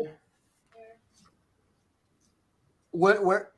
So it bled in there on the maroon from the Trojan. I would mix up a little OxyClean paste and just put it right around where it bled. But let me ask you this, because I've had trouble with the paste. Okay, Uh-huh. I can't get a good consistency. It rocks up. Do you need to add? Then you add a little more. You just add a little dab of water to it. So what are you doing? Water, Oxy, and Dawn? Dawn, not your Dawn's power wash, but just your dish soap. Yeah, and you just mix it up, and then if it's too chunky, you add a little bit of water, just like a little bit, The Notre Dame corduroy. That's PC. I'm gonna have to come down to DC, and we're gonna do just I'm gonna bring my block, and I'm just gonna shape hats for you. I go to the flea market, man. Hats. No, I'm gonna shape them all for you, bro. Why? I can shape them. But I'm gonna use my hat block though. I got my hat block. Oh yeah, you do have a hat block. I forgot about that. Hey, Cernock, OxyClean pen. Okay, I've used the OxyClean pen before. No good. They changed the OxyClean pen. It used to be able to it had these little nub scrubbers on it. Now they changed it to a dabber, which is, but again, you still need to. Ooh, Vintage Sport Flips. You still in here? Look at that. Sheesh, man. Look at that. So okay, so this is a perfect. So this hat right here, if you were listing it, you would put SGA in the title because that's a stadium giveaway. It's actually what's even crazier though. A lot of times on the stadium giveaways, they don't have the official tags on them. Back in the 80s and early 90s, they did, but then afterwards, they started getting cheaper manufacturers to make the stadium giveaway hats.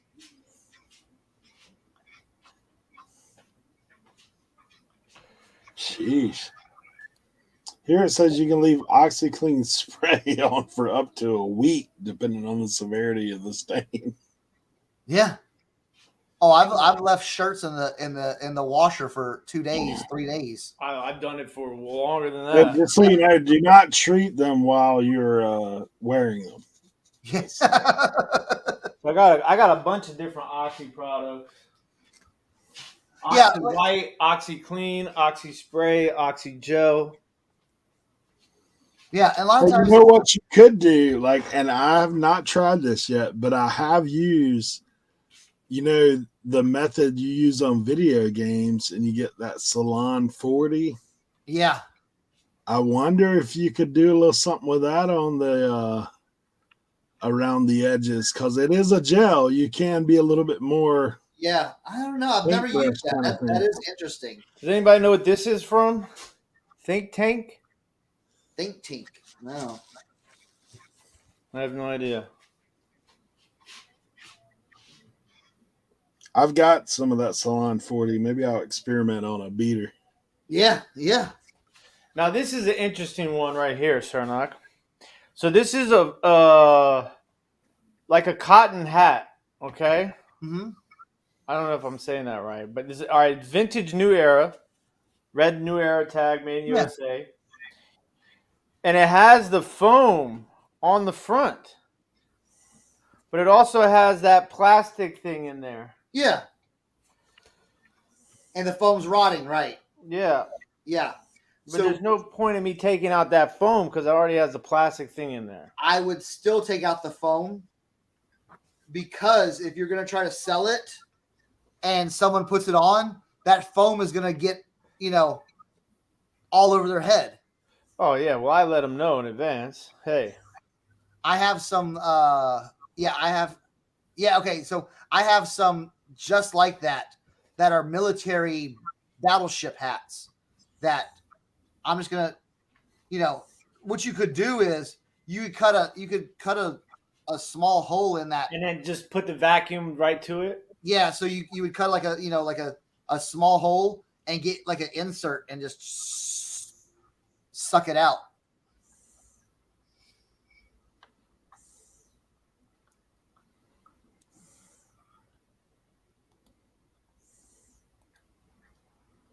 All right, sweet.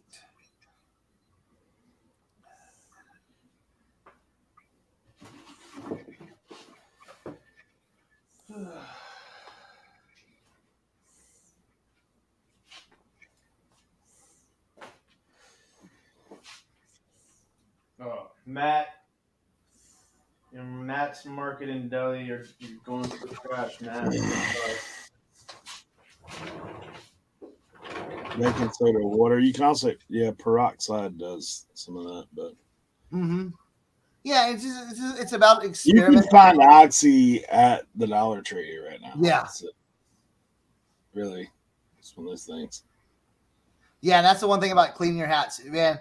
Rinse them out, rinse them. Okay, because if you still have some of that OxyClean paste on it, you know what I'm saying, that's inside, man. So you put that on your forehead and you start to sweat, bro. It's like my forehead's burning, In your eyes, potentially. Yeah. So make sure, you would hate to get that angry message from an eBay buyer. I wore your hat, now I'm burning to death. Oh yeah, that's cool. That's good. Is the foam intact on that one? Yeah. Oh, nice.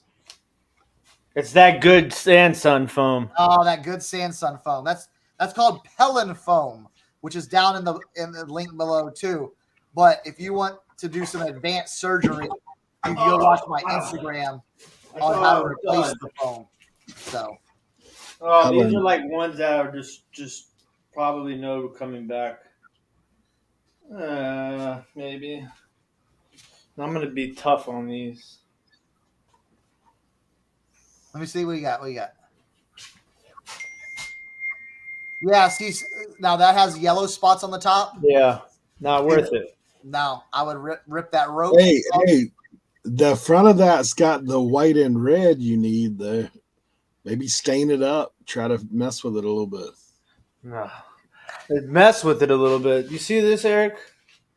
No, what I'm talking about is if you're going to try to fix that one hat you're talking about, use your technique on that up by the where that red. The only difference is the material of the hat is different. Oh yeah, true. Yeah. Also, I forgot to mention this. We early on we were talking about hats. Now, this hat was already like washed and stuff like that by someone previously, and Here you go, Leroy. But what happens when? Okay, see those little like dent, like see like right here and here, like this. Leroy left. Whenever you put in the washer machine, this material, especially on not like hats right here, it'll start bunching up like this. Yep. And it's harder to steam that out. Okay. So that's what happens when you put your stuff in the wash. It starts binding that up, especially on new era hats that have that inside like this. So that's why I don't do it in the washer machine. So, Tim, don't you ever do that.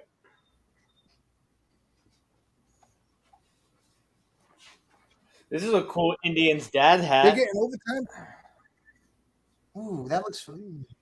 I have something like that, but I think it's like Cincinnati Reds or something like that, or Angel. I have. They're getting double overtime today. Right. Oh, I wanted to keep this one, but it's just too far and gone. Wait, hold on. Wait, let me see that again. Is that one's? Oh yeah. Again, after a while, like if your hat is roached, it's not worth it. When you're buying them hundreds at a time. Yeah. Yeah, I had a person just give me some hats one time, and I think I kept like 2 out of like 20. And I'm like, nah. Got rough stains out earlier. I missed that. Yeah. That would be a good that would be something to use like the gel on, to see if that would work. Yeah, that's Is that rust stain? Is that rust stain? Yeah, it's a rust stain. And there's a signature on the bill. That CLR stuff will take it off. Yeah, and then dab that.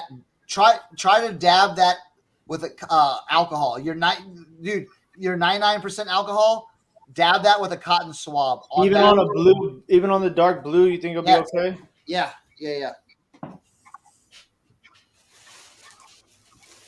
Just keep dabbing it. So, guys, for those of y'all that missed it earlier, we are going to do a couple giveaways of some hat boxes. If you will go to our previous long form video, the one that dropped last Friday, and just comment on there that I went to hat camp, or I was at hat camp, and we will do a giveaway next Tuesday. We're going to give away a couple of hat boxes. So yeah. Come back at some point during the show, so stick around next Tuesday. Let me see if people are already Ripken. Yeah, Ripken Zubaz. That's crazy. Oh, we got people already. Nice. All right, good. Yeah, feel free to stick around and watch the video after this. While you're commenting, if you didn't watch it last week.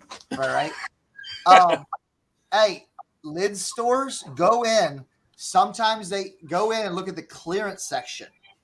Sometimes they have $5 hats at lids, and you can pick up some really cool hats. for $5 that you can sell for $35, $40 a piece. So There you go. yeah, you can definitely do that. Your retail arbitrage spots, we're giving away all the secrets, but you can find hats at Ross and Marshall's, Gabe's, TJ Maxx. Now, again, you got to do your homework on those hats. You can't pick up every one, but sometimes they have, you pick up a 59.50 hat for $6.99. You're gonna be able to flip that, So There you go. all right. Well, Hey, we appreciate all you guys being here today, for sure. Thank definitely. y'all for coming and hanging out. Hopefully you learned something. Feel free to drop questions in the comments below after the video. And like I said, make sure you're there. Yeah, definitely. Anyone want to practice cleaning shoes, let me know. That's funny. That's crazy. All right, we're gonna get out of here. All right, appreciate you guys. We will catch you next time. Definitely. Come next Tuesday. Yeah, I'll do some listings next Tuesday. We'll do some listings about hats and things like that, and we can go through the item specifics, what keywords you want to use, and all that stuff. So There you go. there we go. Feel free to we have our eBay stores are down below. If there's any hats in there you see that you're interested in, hit us up. Yeah, we're down. Never might get a deal. Yeah, for sure. All right, what's up, G? Later.